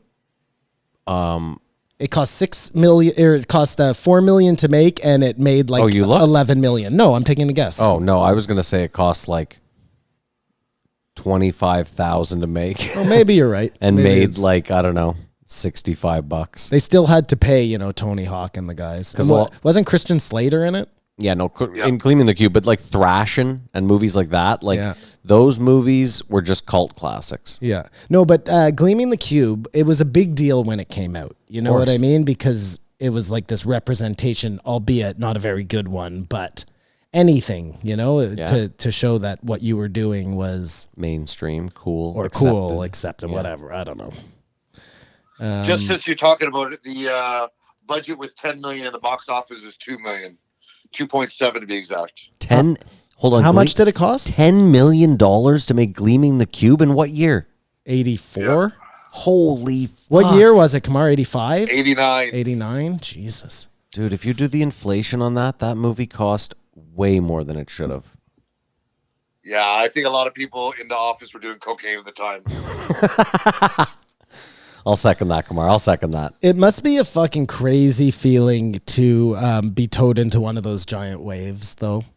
As Tony was talking about that, I was just like, wow, you really have to be like a certain person to, it's here, because this is what I'm saying, Matt. It's one thing to be a surfer and to go out, you paddle out and you're waiting for a wave to come and it happens to be a massive wave and you're like, oh my God, you know what I'm saying? And you do what you have to do. These guys know they're going into 100-foot plus waves. Like, You have to trust that guy on the jet ski, well, obviously with your life. that's just it. Yep. Because you're going under and fuck, man. Simon, I showed you a video of that guy getting crushed by like 5 of those massive waves in a row where he's pretty much under, like you see his head come up every time just before the wave crashes again. You just see his head come up to the surface where he like gets a breath of air and has it's terrible. That shit scares the fucking shit. First of all, I can't hold my breath for 10 seconds. So the first wave kills me. I have a new fun game. Who's richer? Okay. So who do you think is richer, Tony Hawk or Rob Dyrdek? Sorry, I don't know the answer to this, so I'm going to play the game too. I think it's Tony Hawk, but I bet you they're both really fucking rich. Yeah, I think Tony Hawk is a video game. That's what I was going to say. Video game money, I think, makes the difference. But he was also, Tony Hawk was before, so Rob Dyrdek got like newer cash, you know what I'm saying? But Birdhouse is such a huge company. This one's really tough. Let's play the game. I have to, again, I think Rob Dyrdek's a really smart businessman with his investments. I'm still going to say Tony Hawk. It has to be Tony Hawk. What do you think they're both worth? Tony Hawk has got to be worth hundreds of millions of dollars. Wow. Okay. At least $100 million. Well, give me a number because Kamar's Okay. going to look it up. What's Tony Hawk? Tony worth? Hawk is worth 150 million. And I think Tony Hawk is worth 96 million. Okay. And what do you think Rob Dyrdek is worth? 75 million. And I think Rob Dyrdek is worth like 50 million, if that. Kamar, what do you think they're worth? I looked it up, so it's a moot point. Do it. Tony Hawk's worth 140 million. Rob Dyrdek's worth 50 million. Hey. Oh, we each got one. Okay. Wow. So he doubles Rob Dyrdek's worth. You think that can't all be video game money? No, again, It's a lot of it's video game money, and Rob Dyrdek's all MTV money. Yeah. Well, that MTV money has got to be fucking massive, man. Listen, he's worth $50 million. Oh, I know. It's so much. It's so much. He's doing fine. So I wonder, are those the two richest skateboarders then? Is there anybody else who like is Nigel Houston. Rob Burnquist? No, not Bob possible. Burnquist. Bob Burnquist. Ryan Sheckler. Sheckler. Oh, Sheckler's got some cash. But not 100 million. I would say cash. Nigel, man. Nigel? It can't even be close to 100 million. How much is Nigel Houston worth? I think Kamar? Nigel Houston is worth 32 million. I'm going to say 100 million. Wow. Just because it's new money. You I know, don't know. You know what I mean? Like, Yeah. it's easier to make the I big get dollars what now. you're saying. Like Tony Hawk making 10 million in 1984 is like making No, 100 he's not on the million conversation. now. Nigel? No. How much? 20 million 6 or million. something. Oh, 6? wow. Wow. I was way off. Way off. Way off. Way off. Way off. All right. Okay, that was fun. Let's see what else we got for Tony. Kamar, you skated though, right? When you were young, like for your teenage I years? skated with Tom Green, man. Tom Green stole Jordan Knight's skateboard. What an asshole. Well, I think we should do Citizens on Patrol as the movie game. Oh, I think I could grab sorry, what? Citizens on Patrol, Police Academy 4, because it also stars Bobcat Goldthwait. Yeah, no, that's a good one. Come on. Bit before Maddie's time, but what are you gonna do? He'll probably win. He wins them all anyways, this cocksucker. It's the movie game for new listeners. Is a game where a little bitter. I don't know. pick a movie, and Simon and Matt go head to head to find out the box office and budget. So we're looking for a year first, Kamar. And they both start off by guessing the year, which they never get. Well, Matt has been within a year on the last two. Oh, you guys have been within a year a couple times. Okay, let me figure this out. So I was... Starring Steve Guttenberg, Bubba Smith, Michael Winslow. What is this Dave Police Graff, Academy for? Sharon Stone, Bobcat Goldthwait, and the Bones Brigade. It starts off with a crazy skate scene in the beginning of the movie, and that's about it for skating. Okay, I think I got the year. And when we were kids, like the only other skateboarding was like in Back to the Future as visual references. That's why Gleaming the Cube was such a big deal. That's what I'm saying. Yeah. Hold on a second. So, okay. I'm ready Okay. for the year. At I least. said 1989. That's the year I have as well. Really? Okay. 88, Kamar? Sorry, boys. 1987. Shit. Okay, no problem. 1987. I mean, this is kind of unfair. I was 4. Yeah, I mean, that's what I was saying. It's not like I have That's fine, inside though. information. We're just on doing it how for the fun fuck anyway. Yeah, I it know. works. No, listen, there's no money. All right. This is also going to be tough because the names you just named seems It like has this- a lot of Yeah. big names in this movie. Yeah. Steve Guttenberg, Hightower was somebody who was an ex-football player. Sharon Stone, Bobcat Goldthwait. The worst part is that he just fucked my head up by saying Gleaming the Cube cost $10 million to make in 1989. Yeah. So But Gleaming the Cube also had a lot of no, this is, that's crazy. This is gotta that's what I'm cost, like- saying. And it's the 4th in the series. Okay. All proceeds from the movie game go to charity of our choice. All right, I'm ready. Oh my God, I have no fucking idea. Okay, fine. I'm basing this just on. On Gleaming the Cube. Yeah. Yeah. Okay. That's what I'm doing too. So go. I had 8.8 million and 36 million. Well, so back up. You were basing it on Gleaming the Cube. Yeah. Yes. So if we're going by, you just screwed me. I feel like you double crossed me here. Why? went Because less Gleaming the than Cube. Gleaming Yeah, the because Cube. Gleaming the Cube was 2 years later. Yeah, but this has a way bigger budget for things that have to happen in the movie. But they might have all locked them down contractually because Police Academy was a series. No, I don't mean like that. I mean like there were car crashes and this and that. That Are all we going to costs play the money. game or are you going to get mad It's at just me? for fun. I'm angry now because of what Matt said. I said 40 million and it made 129 million. Whoa. Out to lunch, boys. Budget 17 million. Box office 76.8 million. Well, you were closer to the box office. Either way, I don't. Yeah, you know what? Simon It feels should just really be hard done by. total silence going into the movie game. But from 80s now on. movies are very difficult. Yeah, that was hard. That was 80s hard. movies are the toughest, without a doubt, Kamar. Without a doubt. There's Most of the budget goes to cocaine. touche. So as they were going through this podcast, and they got to a point where Tony was trying to explain the difference to Joe between a ramp and a park. yeah. And I thought, Jamie, this is when you have to be really proactive. Like, Yeah. just bring that up for him so that he understands, so that we're not like moving backwards in a conversation. You know what I'm saying? Maybe Jamie was in awe of Tony and didn't want to step on his toes.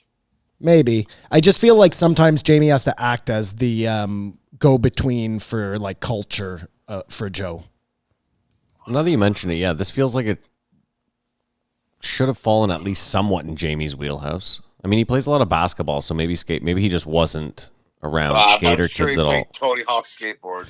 Like that's the last video game that I got stuck in and could play for hours on end. Well, that's Tony why Hawk? that's why he's on, right? Yeah, because there's a new Tony Hawk coming out. Well, no, that's not new. They remastered Tony Hawk 1 and 2. But we want Skate. Well, that's coming out. Yeah, we don't want Tony Hawk. Tony Hawk was I mean, never... I'm gonna buy Tony Hawk for the nostalgia, and it's redone and shit, whatever. But you're right. The new Skate game looks the fucking nuts. gameplay on Skate was way better than the gameplay on Tony Hawk. 100 times better. It times, felt yeah. like you were doing shit. Yeah, this is what I mean. So anyways. An interesting point that they did talk about was when Tony was saying that, and I know you've seen the movie, so you get this, but when he started ollieing off the coping of a pool, and they Yeah. called it cheating. Yeah. It's just like, it's so meant, it's like the Egyptologist trying to hold back. You know what I mean? It's crazy. That is crazy. I mean, some people want to win, man. Yeah, I guess. Do you think Tony is a sellout because of the video game and shit like that?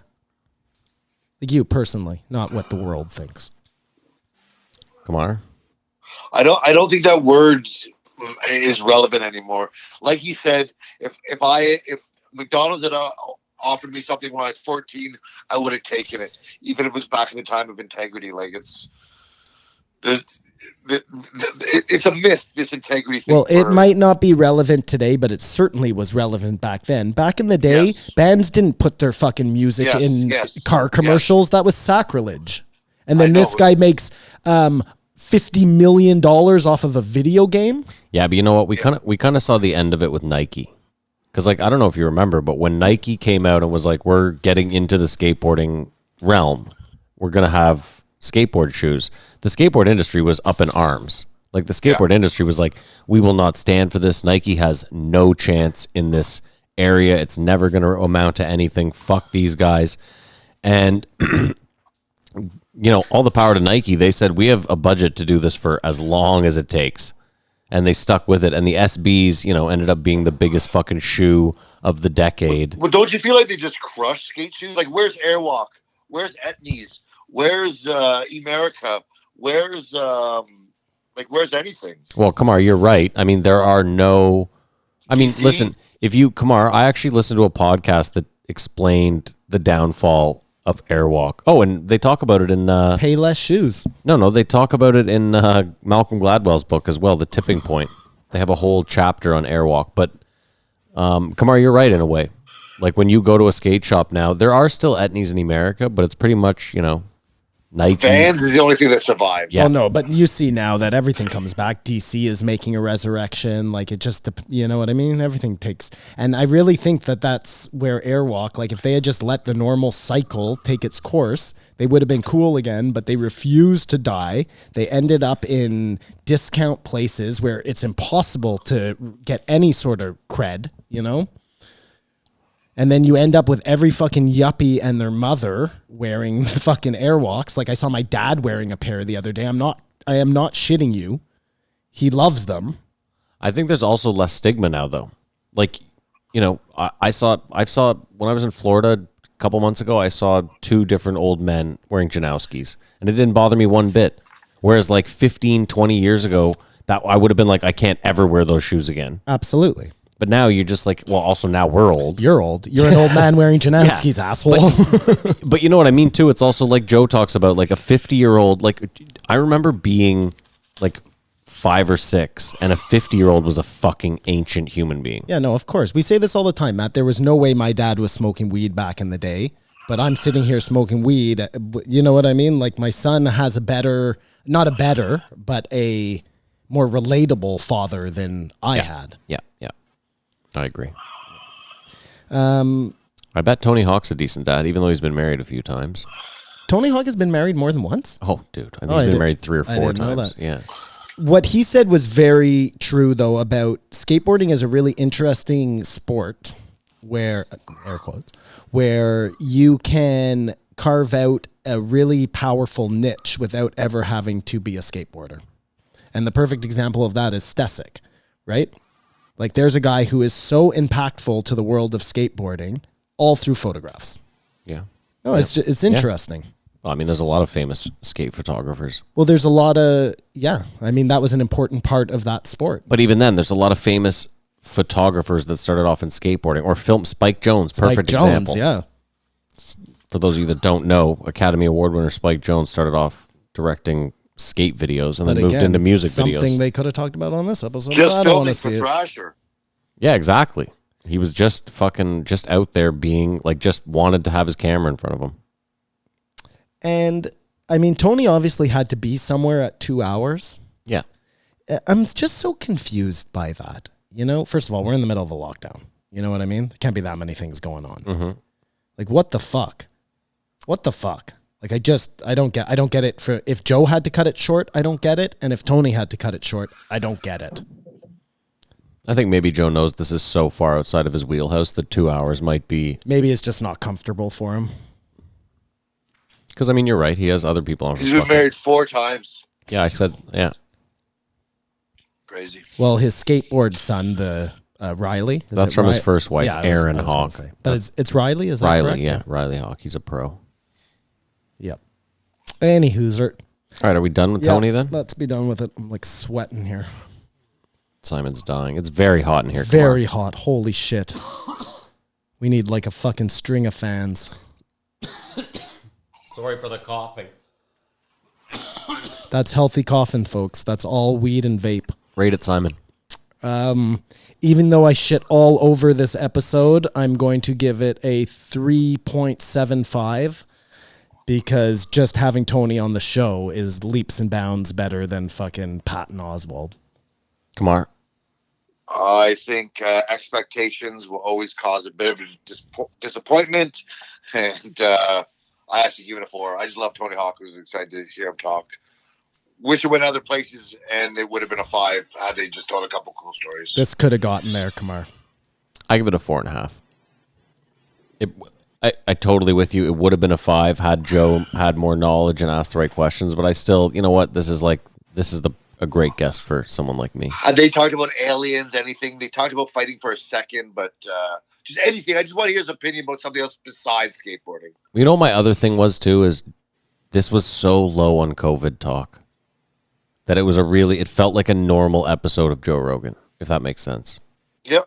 Like it felt like just a normal, like a year ago in July. Hey, Tony Hawk's on. He's only got 2 hours. That's what it felt like. Almost, sure. All right. We're going to take a break. We're going to pay some bills, and we'll be back.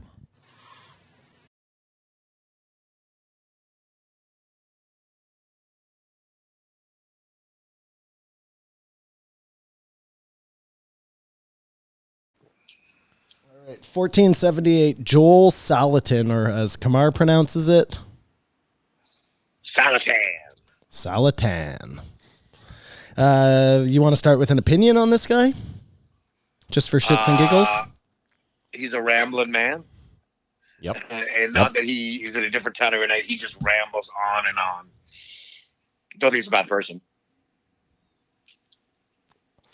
I think this guy was kind of a good example of he was a small microcosm of some of the issues we're having in the world right now, in that he loved to use stats that supported him, but any stat that went against him, he was just kind of like, well, I don't believe that, which I found interesting.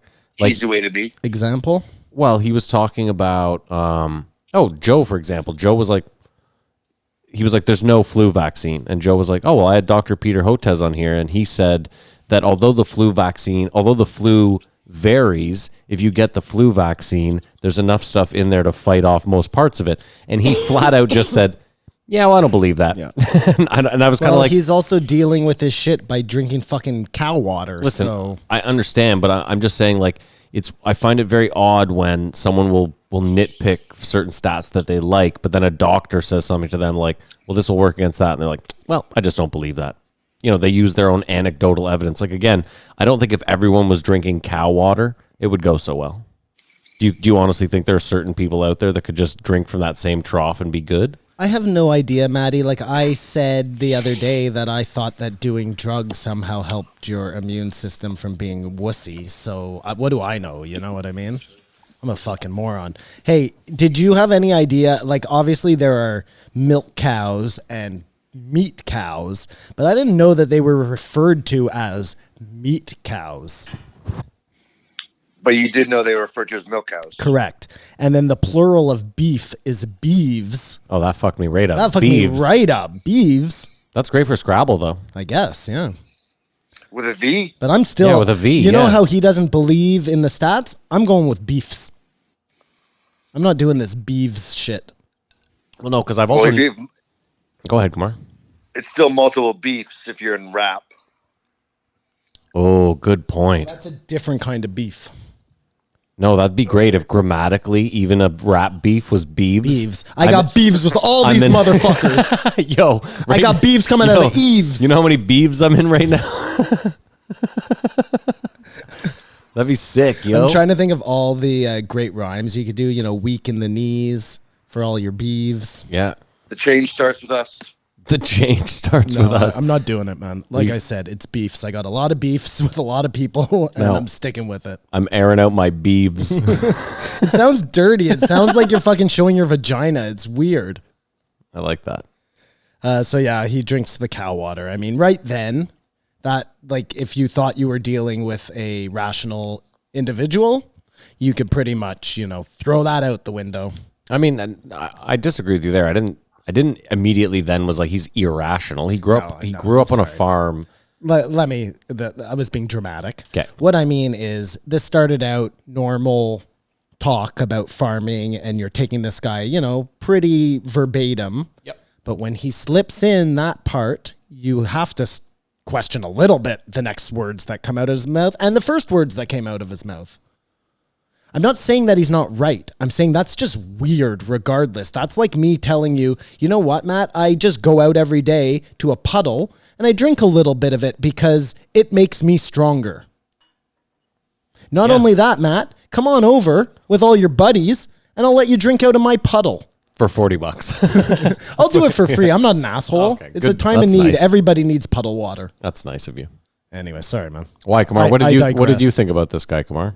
Other than that he rambled. And, He just rambled, but I think it makes sense that these huge farms are too big.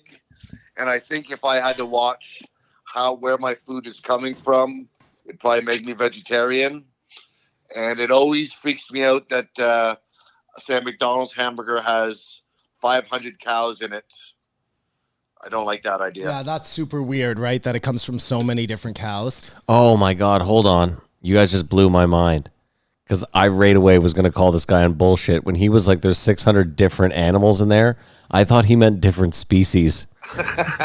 Dude, I was like, this guy has never been more full of shit. No. I was even going to say, I was going to call both of you out. I was going to say, do you think the three of us could even name 100 different animals right now? But when you say he just means 100 different No, pigs. yeah. He means 100 different pigs. Matt, there's only, in each hamburger, there's only like 6 different species of mammal. Yeah, that's fine. Cow, koala. Got it. Some fucking rat.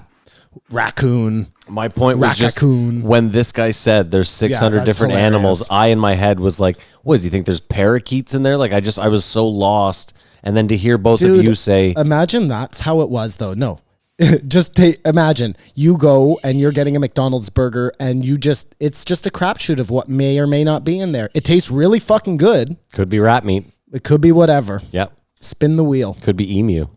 You could be getting something really good. Could be filet mignon. It's probably not. Probably not. Probably not. It's a good chance it's not. Okay. It's not like I thought this guy's full of shit, and I think he's right. I think our farms are too big, I agree. I mean, especially when you look at the outbreaks that are happening there. listen, the overlying points this guy made were all valid. Yeah, I agree with for him sure. totally. The way we're doing farming and the way we're sustaining life doesn't seem to be working. Doesn't seem practical. I liked how he said, we respect the pigness of the pigs and the chickenness of the chickens. And, you know, that's the way it should be. And if you knew your meat was being done like that, you would like it better, for sure. I didn't know that if I just got 3 chickens, I could just throw all the food in the backyard. What do you mean? Well, that's what he was saying. Remember, he was talking about how in Belgium, they said anyone that wants 3 chickens can get 3 chickens. And like 20,000 different households we'll take 3 chickens. And they said that it was like 100,000 tons of waste that didn't go to the landfill. Because apparently you just all your food scraps, you just throw it to the chickens. And Oh, they right, just because it all. they eat anything. Yeah, That's yeah. it. Yeah, that's fine. Sorry, I thought you were talking about like garbage, and you were feeding garbage to the chickens. Just instead of plastic. bringing it to I'm just throwing Like everything. imagine there was some animal that could just eat plastic. Pigs, probably. Well, it can't be good for them though. No, rats. Rats will eat fucking Rats will anything. eat anything, So that's imagine you true. just had a pen of rats. You were just throwing Well, all I your can't garbage out there. imagine anything more disgusting than a pen of rats. You have a pen of New York street rats. Like, you know how they, in Silence of the Lambs, the one of the third one or whatever, they feed the people to the pigs. That's like the big thing. Well, it's the guy from the farm there, Yeah. and the best way to dispose of bodies. That's because nobody has rat farms. Not yet. Rats fucking, they eat the human, and then they eat each other. Yeah. Like, that's how fucking cannibalistic they are. Yeah. Anywho. What's your favorite fast food joint, Kamar? A&W.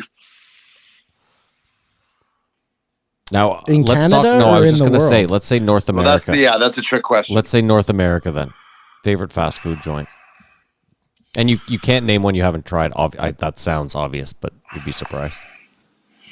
I guess now it's Five Guys. Simon? Shake Shack. See, I haven't had Shake Shack, so Well, I haven't had In-N-Out, so I can't compare them. But I'm with Kamar. I'd have to say, I'd have to go Five Guys. I can truly tell you though, Yeah. having tried both Five Guys and Shake Shack, that Shake Shack has the better burger. Interesting. Interesting. The fries I'm not completely sold on because Five Guys has those great kind of like poutine fries, and then Shake Shack has like gourmet crinkle fries, so those are also really good. Gotcha. But I don't know. Kamar, you're right though. As far as Canadian goes, A&W all the way. There's nothing even close. Harvey's. There's one right by where I work, and I'm always like, I gotta go in there. I can't go in there. I gotta go in there. I like Wendy's better than than A&W. Fuck out of here. It's just personal. Square Burger is personal. Crazy. Wasn't it? And Harvey's isn't horrible. Oh, Harvey's is the worst. To me, Harvey's is the biggest. Like they're the biggest fucks of them all because they're trying to be something they're not. Everybody else is okay saying exactly what they are, but Harvey's is like trying to pretend that they're this real burger and they're as fucking frozen and artificial as the rest of them.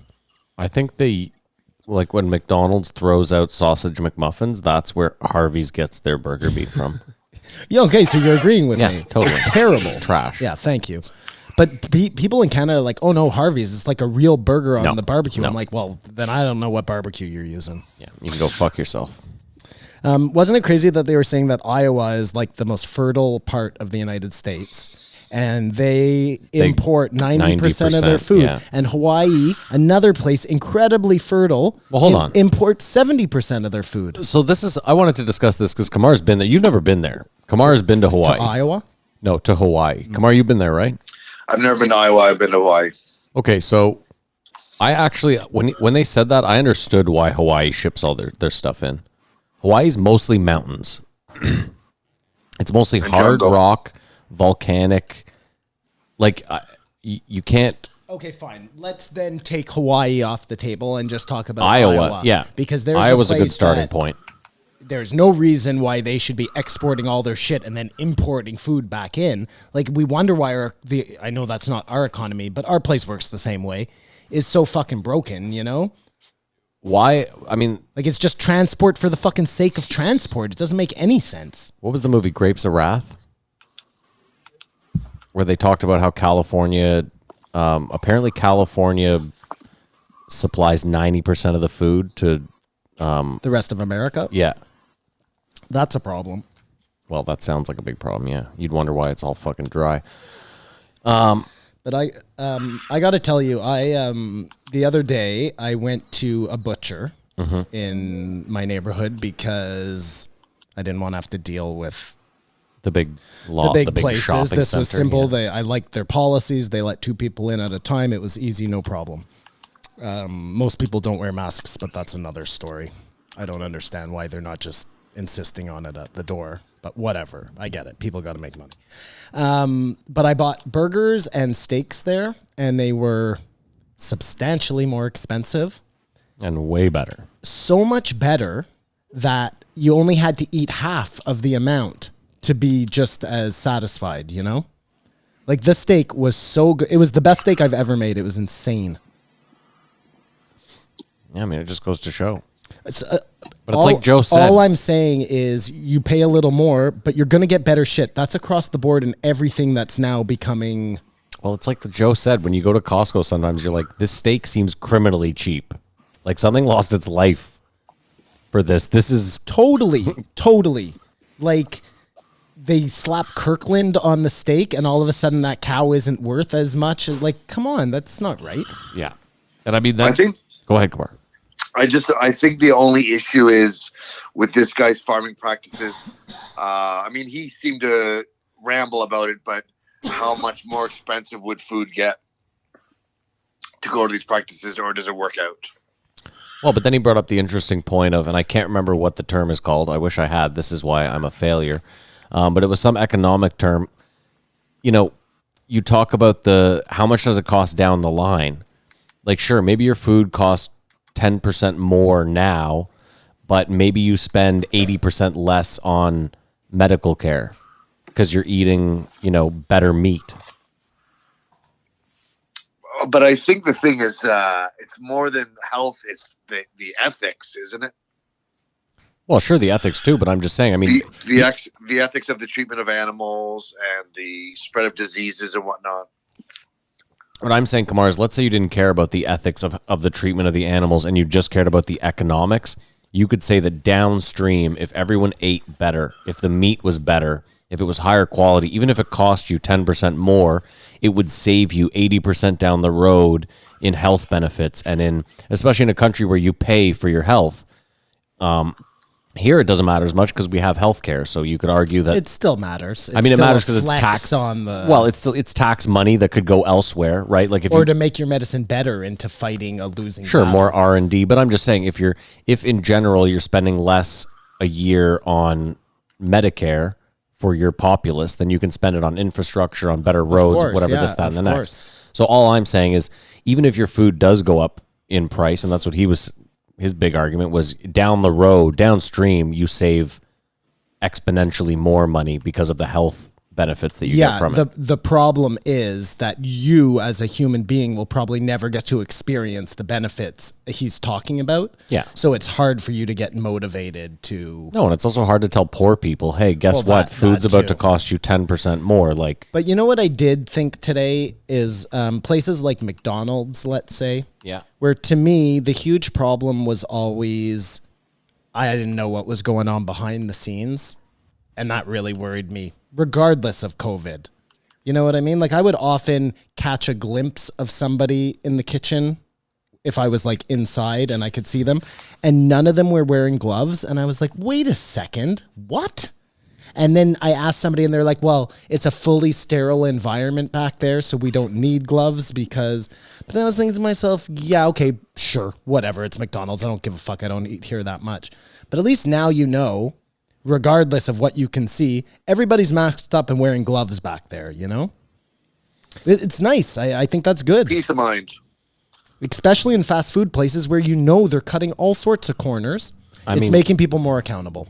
Listen, gloves at the end of the day, like if I'm wearing gloves and I sneeze on the glove, the glove hasn't done anything. It's I know, just a but conduit. it's supposed to be one use, and get it. you It's- make yeah. one hamburger, and then you take the gloves off, you throw them in the garbage, you put a new pair on, and you make a new hamburger. I mean, that's Terrible for the environment. okay. One then, sea turtle, then make 2 sea turtles, Then, hey, 3 make sea turtles. gloves out of rice or something. Come on, Sure. There's Well, ways don't come around on this. me. Come on you. Well, no, come on you. Like No, you're come on looking you. for reasons why this can't work, and it can work. Being cleanly and not giving a fuck about like not picking your nose and wiping it on the burger you're making should just be human fucking decency. It shouldn't take a fucking pandemic to make this happen, you know? I agree, but you make the same agreement when you go to any I don't really restaurant, care. Yeah, no. right? Like you don't know. Absolutely. And At least McDonald's gives you the benefit of being Fine. like, hey, open kitchen. you're right. Let me take this whole thing back. Stepping back. Bam, bam, bam, bam, bam. Rewind. Everybody in every place where they're touching your food is now going to have to be more accountable. I think that's a good thing. From McDonald's to the steakhouse to the Royal Palace, you know? Sure. Kamar? Yeah, cleanliness is next to godliness. Excellent. I don't know. I mean, this guy, like I said, this guy was obviously very into his cause. He seemed a little bit like he didn't really have the numbers when Joe was asking him, like, well, can you scale this up? He was just kind of like, yeah, I think I can. And Joe was like, well, but how? And he was like, well, I don't know. I mean, he gave a few kind of vague responses, but I would like to see this guy try. And community gardens, like he mentioned, I think that's a fucking great idea. That's neat. I see that happening all over the place now. Like I've read all sorts of articles about it. But to your point, Matt, like this guy was saying, when we cut down the trees in the forest to do whatever we do that to thin the forest out. It helps with forest fires. Like there's all sorts of things we don't understand about self-sufficient farming and how that works, Sure. I mean, even when he was talking about the soil, like how much water the soil could absorb. Yeah. You know what was crazy? Well, they also brought up the 20 years of topsoil. 60 60 harvests. God Yeah. damn it, man. That's fucking so annoying, that 60 Which is harvests. concerning if it's true. Well, I mean, You know what? we've You talked won't about have the. to worry about Well, it. don't forget, we've talked about the Dust Bowl before, so something like that's already kind of happened, where they churned the soil too much, or whatever the fucking word is. I'm sure some farmer's gonna write in like, "You're a fucking moron, dummy." Why'd you give the farmer such a weird accent? Why is it a weird accent? Racist. Well, you gave him. Like How's it a racist? A backcountry accent. So that's racist? Are they a race? No, something. The like farmer, that. the race of farmers. It seems negative in some regard, Matthew. All right, sorry. The farmer writes in is like, "Hello." No, just your normal voice would have. Oh no, well, my voice fucking sucks. No one who farms has my voice. You know what was really crazy was when he was talking about the corn. Because to me, corn has always been like the weird sticking point of the agricultural world because it's become a commodity and not it's not even a vegetable anymore. You know what I mean? It's a tradable, it's oil. It's the same thing. And then he was talking about like the ethanol fuel and shit like that. Like corn is a huge problem. It's also how we get all of our sugar. Yeah, which is not what we want, right? No, I'm just saying high fructose corn syrup. Wait, I know, but when you look into like everything, take anything in your house, you know what I mean? Any product, and you look on the back and corn is in there somewhere. Like, and you're like, why the fuck is corn in there? I don't know, it's some binding agent to bind the plastic to the fucking thing so it goes down your gullet easier. Like, who knows, you know? But corn is another one of those things, like like I said, because it's become a commodity, it's now in the hands of the people who only care about making money. And it's ruining the fucking... It takes up tons of room to grow. He gave you all the reasons, you know? Dude, you're looking at me like I'm a corn grower. You take that out of the situation, and... No, I'm looking at you because you're the other person in the room. I'll look at Kamar instead. Like, if we could... I'm not yelling at you. If we could get corn out of the system... like the way it is now, it's probably like the pharmaceutical. You know, I know you can't, but it's that cog in the wheel that could really make a difference. I think it's possible. It's pretty unhealthy, all the sugar. Yeah, but that means that somebody's making a ton of money off it, you know? Mm-hmm. And that's why they fucking lied about the food pyramid so many years ago to tell you that sugar was an important part of your whatever. Like that was just like the cigarette doctors telling you that it was good to smoke. This was also people could make massive amounts of money to boost these things up to become commodities so then they could forever, you know, hold the power and the wealth over you. One of the craziest things to me now, and it just dawned on me as you were saying that, is that they put down all these animals. What do you mean? Like the last month, they've just put down a ton of fucking pigs and cows because I guess it's too much to house them or whatever. And like, it's crazy to me that life is that cheap where we're like, well, we can't afford to house these things. Like, even though if you just kept them alive for a month or two more, you could then slaughter them and like the waste. I just thought he could have gone into that more to explain that. Yeah, I mean, just we were trying to figure that out last week. Yeah, we were. Yeah, I mean, the waste there seems absolutely astonishing. And with hungry people. Yeah. I mean, also, too, when you find out that there's laws that supermarkets can't give away their food when it's expired, they have to, like, they have to throw it out. Like, they can't give it to food. I don't know. There's fucking weird laws everywhere where, like, supermarkets... We know they can sell to tigers.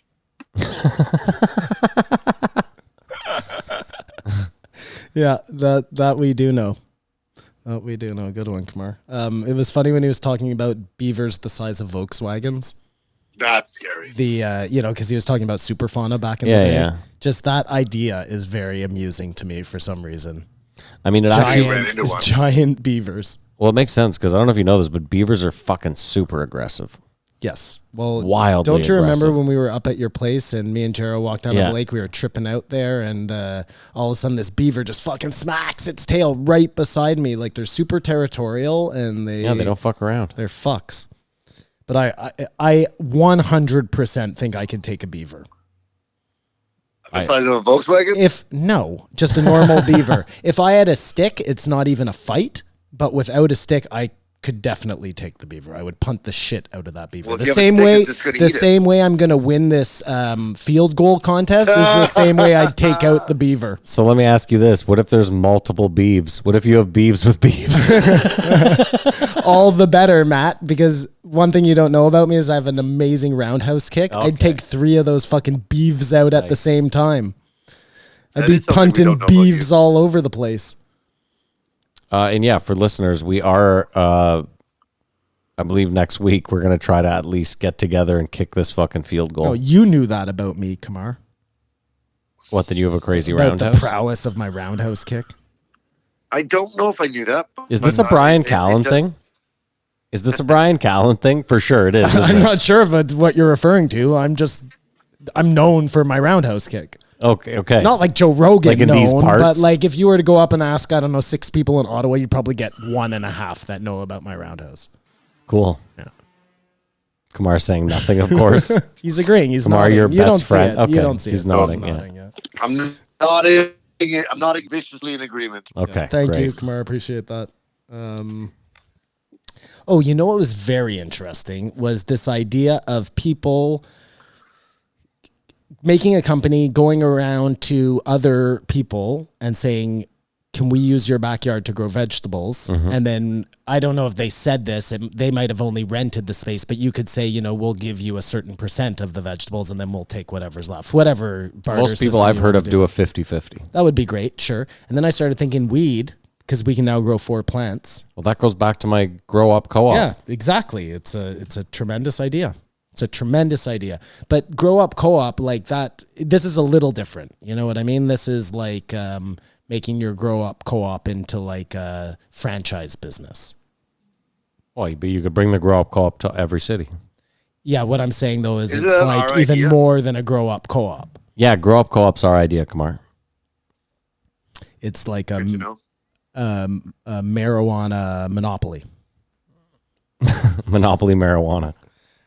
Okay, let's see what else we got. I think we're almost done here. Well, this guy was a short episode, wasn't he? Well, he was longer than everybody else. I think he was 3 hours. No, No. Pac-Man was the longest. Pac-Man was the longest. Yeah, this guy was only like, I think this guy clocked in at less than 2 hours, unless I'm crazy. Just under 2 hours.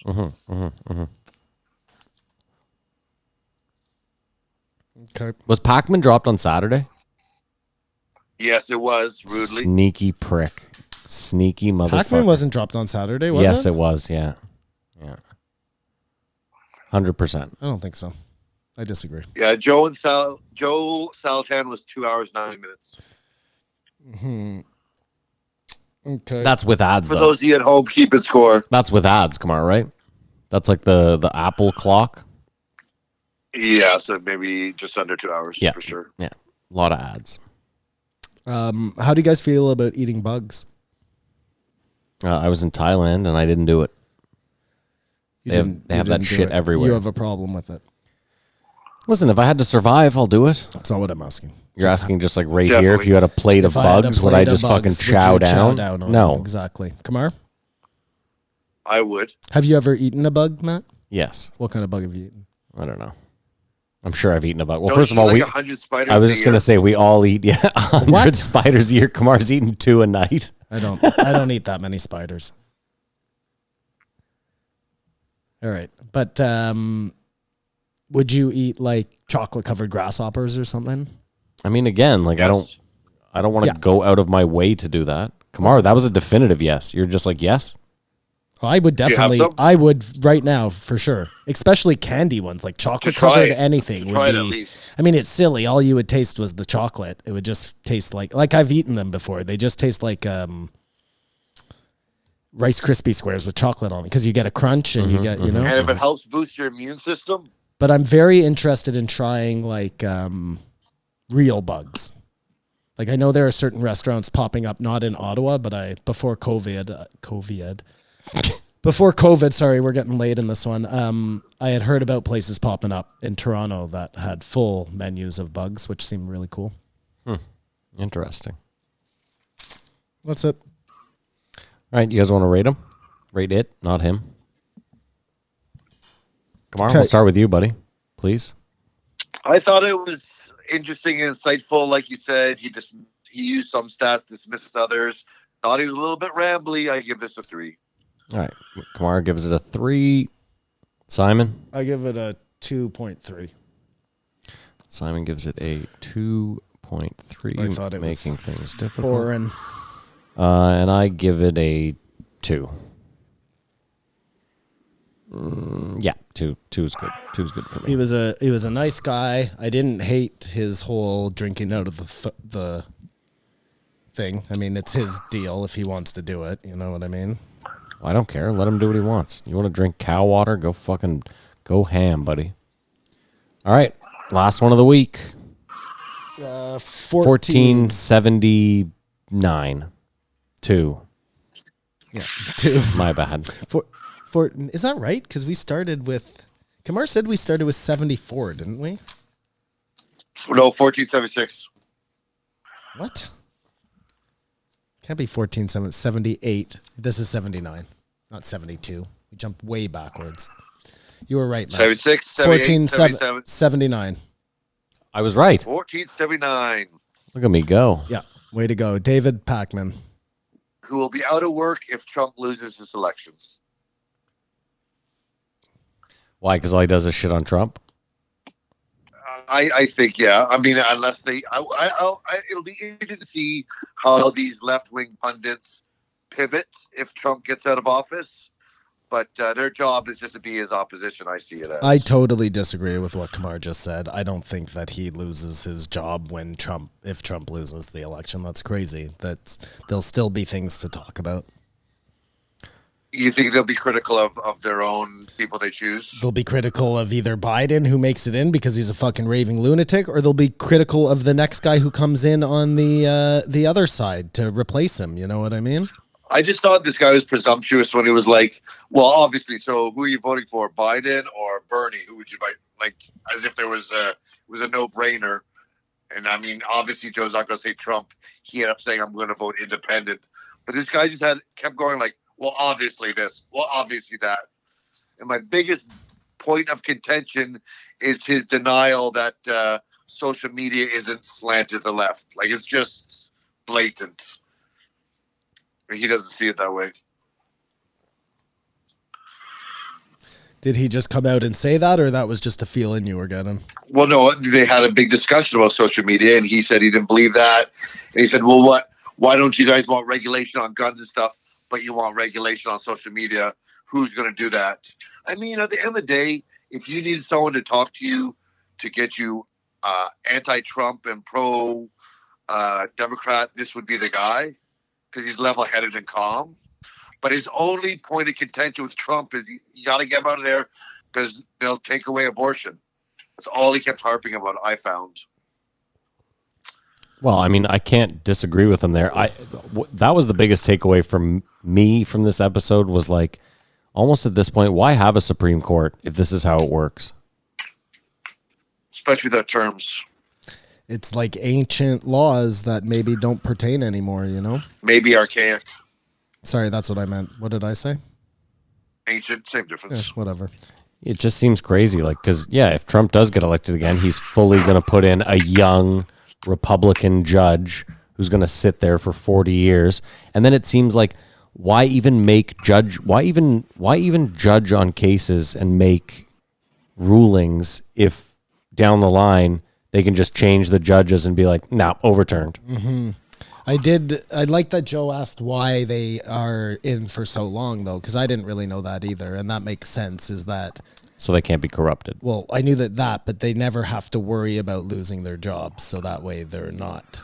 Mm-hmm. They're free corrupted. To always give their own... Yeah, I guess. Corrupted. Yeah. But it just like lets them have no bias, right?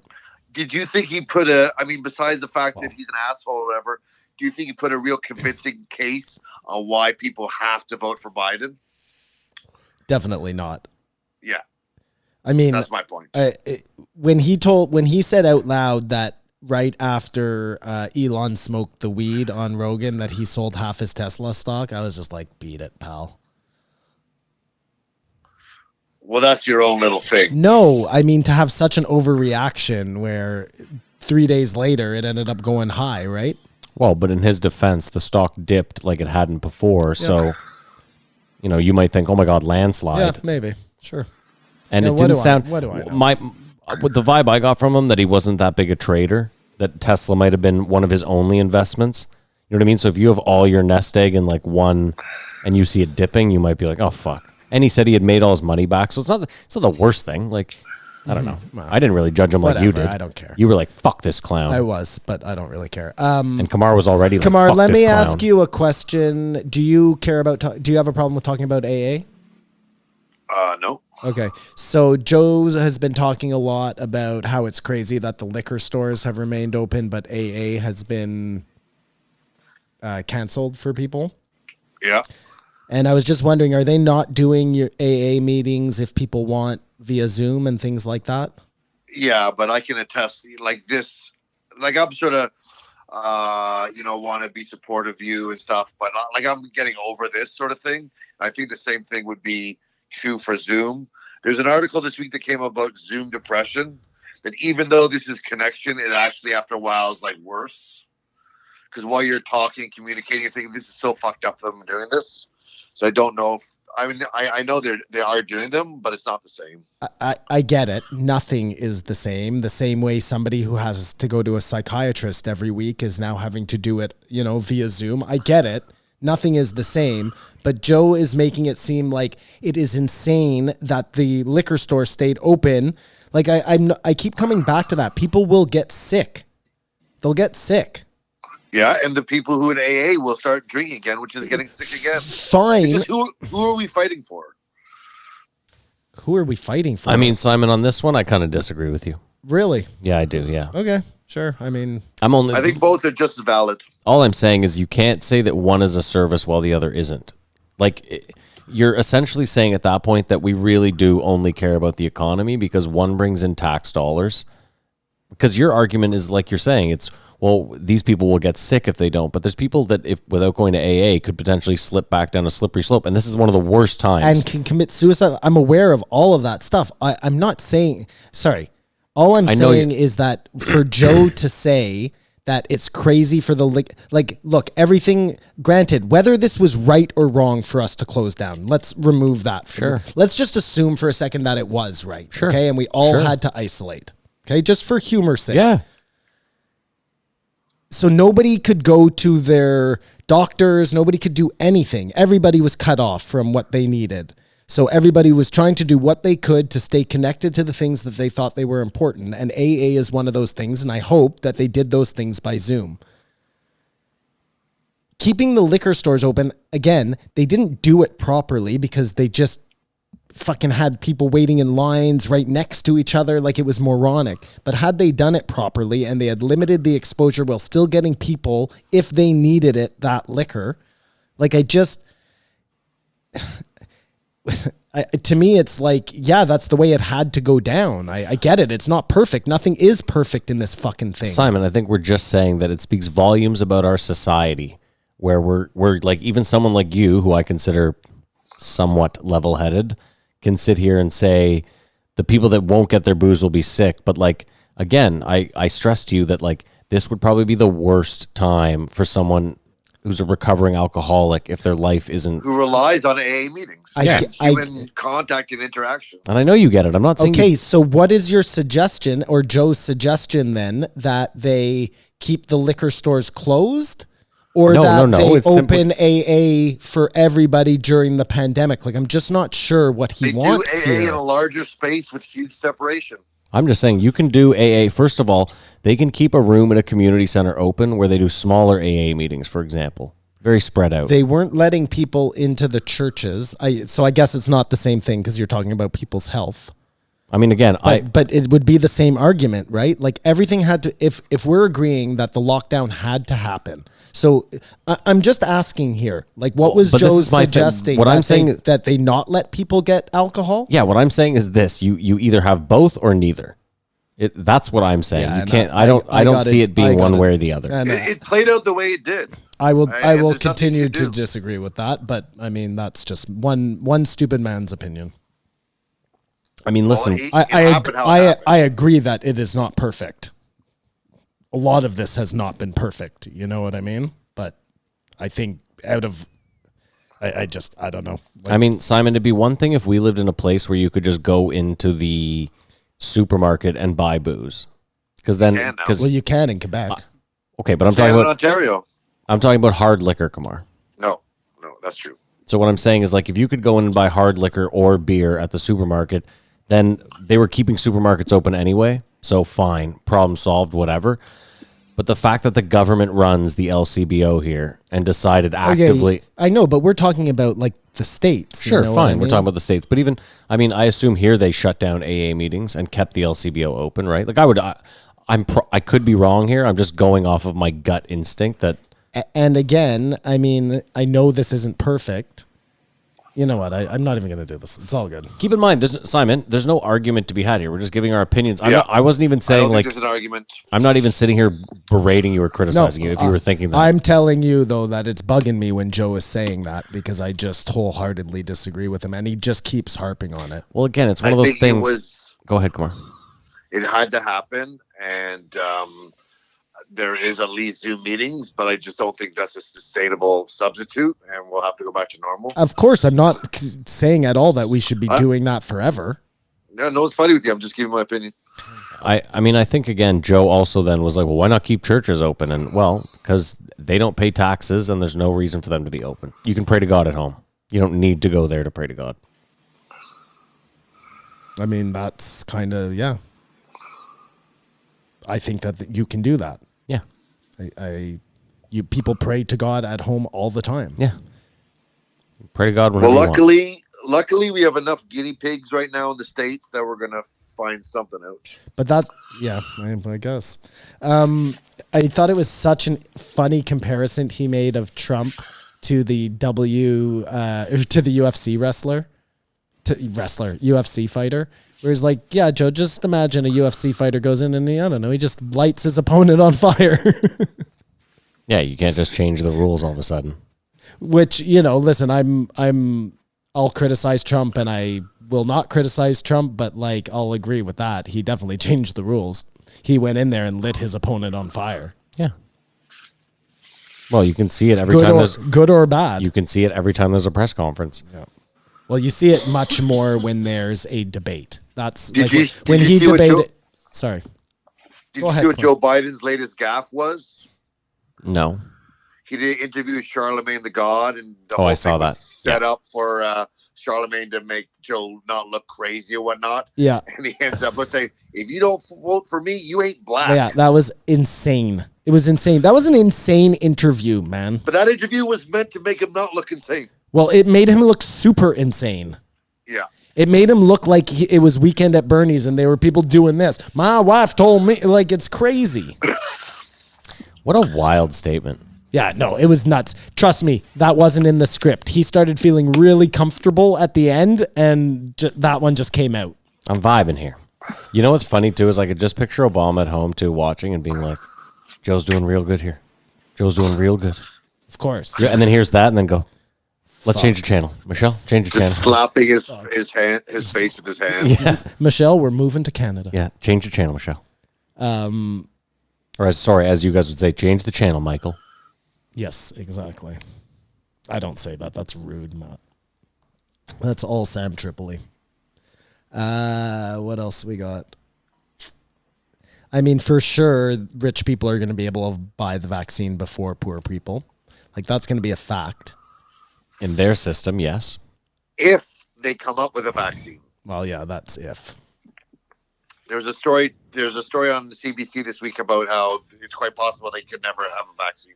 Well, they were talking about this thing where they're making the vaccine now so it doesn't even have the virus in it. Like, that was always the problem, right? That they were putting a little bit of the virus into you so that your body would then learn to fight it. Mm-hmm. And now they're doing this process where they don't even have to do that, which is kind of promising. So you're not even having to put this evil thing in your body to fix it. But there are diseases that they've been working on vaccines for 20 years and they still don't have it. So take it with a grain of salt. Okay. Come on, you must want to shit on this guy some more. You can't be done shitting on this guy. Well, no, like I said, he makes valid points on why you can say, yeah, this is why you got to get rid of Trump. Or more his whole thing about the dangers of letting people speak. You know what I mean? Like he sort of tiptoed around that, like a speaker getting kicked out of a school, or the right of YouTube to ban something from its platform. With his analogy was like, well, if you do this one thing, that's not harming anyone, but this could harm something. I sort of put that in the realm of like rap videos and video games and death metal music. We've got to be able to say people can decide for themselves. I cannot believe that we are back on this fucking argument. Like, this is how we started this podcast. The Joe Rogan Experience was talking about fucking the farmer analogy for Twitter. You know what I mean? The farmer analogy for Twitter. It's a farmer. You're renting space on a farmer's field. You know what I mean? No, I don't. You're just a farmer. You're just a person renting a farm on this guy's giant land. They make the rules. If you don't like it, don't rent the space. Okay, sure. This was the fucking argument we had 2 years ago, you know? And here we are back again having the same argument. Here we are. But at least now Joe put his money where his mouth is. No pun intended, right? Someone put money in his mouth. Whatever. You get it. I mean, he acted. In this episode, you could hear the disdain Joe had for YouTube. When they were having this conversation, he came everything short of just saying, fuck those guys, like out loud. He's doing a good job, though, of keeping it profesh. I agree. Well, yeah, because he still has a little bit longer left on YouTube until September. Let's see what happens when he's completely off. Let's see how much goodwill he has towards them then. Well, no, keep in mind. To see if he talks shit once he goes. He will 1,000% talk shit. No, you guys missed. I do not think so. You guys didn't read the article properly. Joe Rogan Clips remains on YouTube, which is run by Jamie and Joe, which has a bigger following, has a larger following. Correct, Kamar? Yeah, but it only shows clips. It doesn't show full episodes. I know, but the point is I'm sure Spotify was like, keep the clips show over there. Well, that pushes people to Spotify. That's what I'm saying. That's what I'm saying. Yeah. Sure. Want to see the whole thing? Head over to Spotify. But I still don't think that'll stop Joe from speaking his mind about Google or about YouTube and how fucking slanted that whole that's thing why this has whole come. thing is so interesting, because we'll see. Yeah, we will see. It won't be long. September. Listen, all it'll take is one September fight companion or the end of Sober October when they all get drunk. To just make everyone make that push, you mean? No, I'm talking about for Joe to open up. He just needs to have all the boys in there I and get see. really fucking lit up, and then we'll get the truth. Yeah, I agree with that. What else? Oh, and one more thing that confused me about Joe in this episode. He said, I hate it when people say, pull yourself up by your bootstraps. I thought Joe always told people to pull themselves up by their bootstraps. Well, that's what he's put on his Bernie hat on, you mean? Well, Joe's always like, anybody can do anything. Just lift yourself up and do it. I think, though, Joe acknowledges that some people are put in a position where it's harder for them to pull themselves out of the bootstraps, and we should be cognizant of that. Mm-hmm. Well, I mean, of course.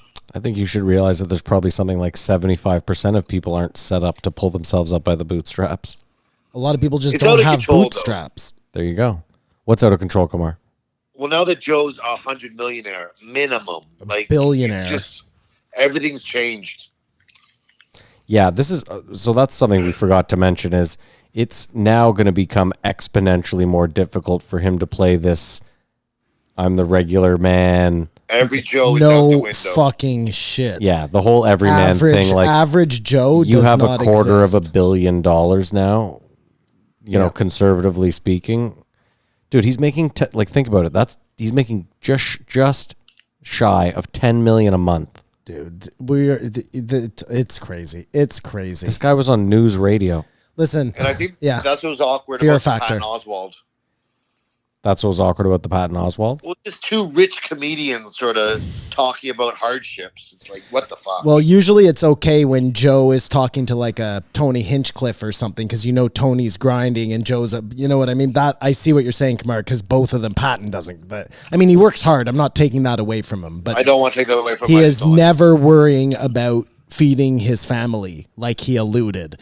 Anyways, listen, I just want to make a little statement about Bill Gates. Because whether you believe that Bill Gates is a problem or you believe that everybody is being ridiculous, you know what I mean? That's fine. Everybody is entitled to their opinion. But for you to say it's crazy for you to think that, or you're a fucking idiot or a retard to think that, like, that's nuts. That way of thinking is crazy, man. That's the same thing as me getting angry at you for, like, you're crazy to think that Bill Gates is a good guy. Like, I wouldn't do that. But you do that. No, I give you my opinion on who I think he is. I don't care what you think. You know what I mean? Think he's a good guy. Think he's a bad guy. I don't care. There's just nothing crazy incriminating. The word of warning I would give is that, look, we've seen a lot of things that we thought were one way turn out to be another. So just, you don't have to dig your heels in so much on anything and take a stance so much on anything. Like, I find Joe is just going so hard in the other direction on this Bill Gates thing that when it gets turned out to be true, he's going to have a real hard time, like, backpedaling on this one, man. But what turns out to be true? Yeah. I mean, I know you don't know. I don't know that Bill Gates is not a good guy, that what he's been doing has not been for the benefit of humanity, but is a nefarious thing that he's taken on from his father, you know? And the rest of the Georgia Guidestone people. I'm just saying. I mean, I think you're kind of fucking retarded for this. I've been thinking a lot about Bill Gates, and you know, like, we all believe kind of maybe that we live in the simulation. And that, I thought it was just me. And that every now and again, they'll throw something out there and you're just like, yeah, they did that on purpose so that I would know, you know? Okay. I mean, I as in the collective I. Yeah, yeah. I'm having a hard time thinking of one right now, but I know we've talked about it on this show. But like Bill Gates, what's a gate? It's a portal. Like, it's right there for you, man. You don't have to go far. There will have to be a whistleblower or something, as far as I'm concerned. No, I don't think you'll ever I'm just find joking about anything that, out. Matty. I think you will. I think you're crazy if you don't think that something is going to come out. This guy is going to push it one step too far. And Yeah, but could we speculate on what could come out? Just for shits and giggles. He obviously thinks he's a pedophile of some sort. No, I don't think he's a pedophile. Oh, okay. Oh, I mean, he probably is, but that is not my contention of why he's a bad guy. Okay. I think it has to do something with his father and eugenics. Mm-hmm. Like, guys, we know. Guys. Okay, you know what? No, it's fine. It's fine. But Simon, it's like you think there's something up with this guy, but you will take his vaccine. I'm not taking his vaccine. If it comes to market and he's behind it, you will refuse it? We'll see when the time comes. I think you'll be the first in line. Well, you can think whatever you want, Kamar. You know who's never gotten a flu shot ever in his whole life? This fucking guy. This guy. But you're not. But you're pro vaccines. I'm not. Yeah, I mean, normally until yes, for the most part, yeah. I guess. Wow, what a murky answer that was. What a murky answer that was. All I was saying was, look, if somebody came to me with like an interesting argument that I could sink my teeth into, I would fall for it wholeheartedly. No, I would definitely look at all sides of the situation. I'm not so bullheaded that I'm just like, fucking, I'm going to do whatever. But Kamar's making it seem like I'm just going to willy-nilly inject anything into my body. I see you as putting a chip in yourself long before I put a chip in myself. We already had the discussion. We said we'd do all this if it meant going back to normal. I said I would never put a chip in myself. I said I'd rather move out into the woods. Believe me, I want Bill Gates to be the bad guy. I can't find enough besides speculation and anecdotal shit. Holy shit, but like all the time we're like Tom Cruise is a bad guy. We only have speculation on that. Do we agree Tom Cruise is a bad guy? I that's my contention. I don't think he's a good guy. He's out there doing evil shit. And the fact that he's going to space and working with NASA, I think that just shows you that he's up to fucking no good. But Tom Hanks is the worst guy. I don't know anything about Tom Hanks. No, Bill Gates is the worst guy. I don't know anything about Tom Hanks. Listen, And, you know and what again, I think is, I don't know if Bill Gates is a good guy. I just don't think it's so far-fetched to think that that's possible. And to like right now be like, no, that's impossible. And if you think that you're a retard, then like that's what Joe's saying. can I tell you what the irony That's is? what Joe's saying. And he's talking about Sam Tripoli, and Sam doesn't even realize he's being talked about. Can I Like 5G. can I tell Like you what's 5G. Thank you. Sorry, Matt. Can I tell you what's really ironic about all this? And I know you're going to say aliens, so I'll just preface Aliens. it with that. Yeah. It's ironic that like we're doing this and it's going to be sent out on computers, and Bill Gates is arguably one of the reasons that we have this technology and are able to do this. Aliens. Yeah, okay, sure. So like most of the people calling this guy a pedophile are doing it on a product that Bill Gates put in their house. Like it's so Aliens. That's what I'm saying, Matt. And if not aliens, CIA. Okay. Because look at fucking Facebook. Look at Simon, fucking Zuckerberg. Do you know what the real A was in CIA originally? Tell me. Aliens. You got it. Cosmic, intelligent aliens. Yeah. No, but I'm serious. Like, look at Zuckerberg. Like, I think really, and we watched it play out in a fucking movie, but I think you're watching like the exact same thing repeat itself. How many years later? 20 years later? The Matrix you're talking about? Well, it was the Matrix. And again, they're fucking pointing your nose in it. No, but I'm saying like information being given to somebody for whatever reason for them to push an agenda. That's what Facebook was. And that's what fucking Microsoft was. Where they got that information, you know, think it's aliens, think it's the CIA, think it's fucking Russia, think it's China, whatever. It's coming from somewhere. Do we have anything else for Pac-Man? I don't know. This was the most interesting part of the our episode. I can tell you that much. Well, that's because the word aliens came up at least six times. Just I think it was a weird swing that Joe did this week. yeah, he swung all the way to the other side, except for Bill Gates. That's the one place where he's like still got his finger touching the other team. Because he needs more evidence, just like me. I think he wants Bill Gates to be a bad guy too. I don't think so. I don't know, maybe Joe's Microsoft stock or something, but Oh, I hope not. it's like he Listen. doesn't want Bill Gates to be a bad guy. No, I think He won't entertain. Joe has a Brian Callen on one shoulder and an Eddie Bravo on the other. And he's constantly pulled in two directions. Well, now Brian Callen is Well, yeah, just Callen's like Eddie balls Bravo, deep now, so but- that means he has devil and devil. Yeah. Or angel and Interesting, Brian angel, Callen depending on your point of view. Jump the aisle. Yeah, he's really changed his tune. Yeah, listen, just for you two, just because you're my friends and whatever, I'm telling you, don't dig your heels too deep in on this Bill Portal guy, because it's going to turn out that you might have to retrace your steps a little bit. That's Do all you I'm saying. honestly feel I'm digging my feet in with him? I feel today you are. I thought you'd be way more on my side with this thing, but it's okay. I don't mind having to argue my opinion. Kamar, you know what I find Obviously. you know what I find ironic about Simon is we sit here and we all agree that like running people's name through the sand for shit they said years ago is like a pretty useless tactic. And now Simon's sitting here like, you know, if we find out 5 years from now that you guys were on the wrong side of this Bill Portal guy, it's going to look really, really bad for you guys. Like, Simon? No, I don't think it's going to look really bad for you. I'm just saying, like, don't dig in too deep. That's all I'm saying. You can say that about any fucking issue. Yes, of course, about any issue. What he actually means by don't dig too deep, Kamar, is that he means don't dig too deep because you won't bring up anything bad on Bill Gates and then I will look like a total fucking retard. That's possible. Anything is Well, possible. yeah, the door swings both ways if Bill Gates saves the world. Yeah, then who looks like the fucking asshole? I look like the asshole. You look like I the asshole. totally will look like the asshole. And you know what I'll have to do? I'll have to say I was wrong. And I'm okay with that.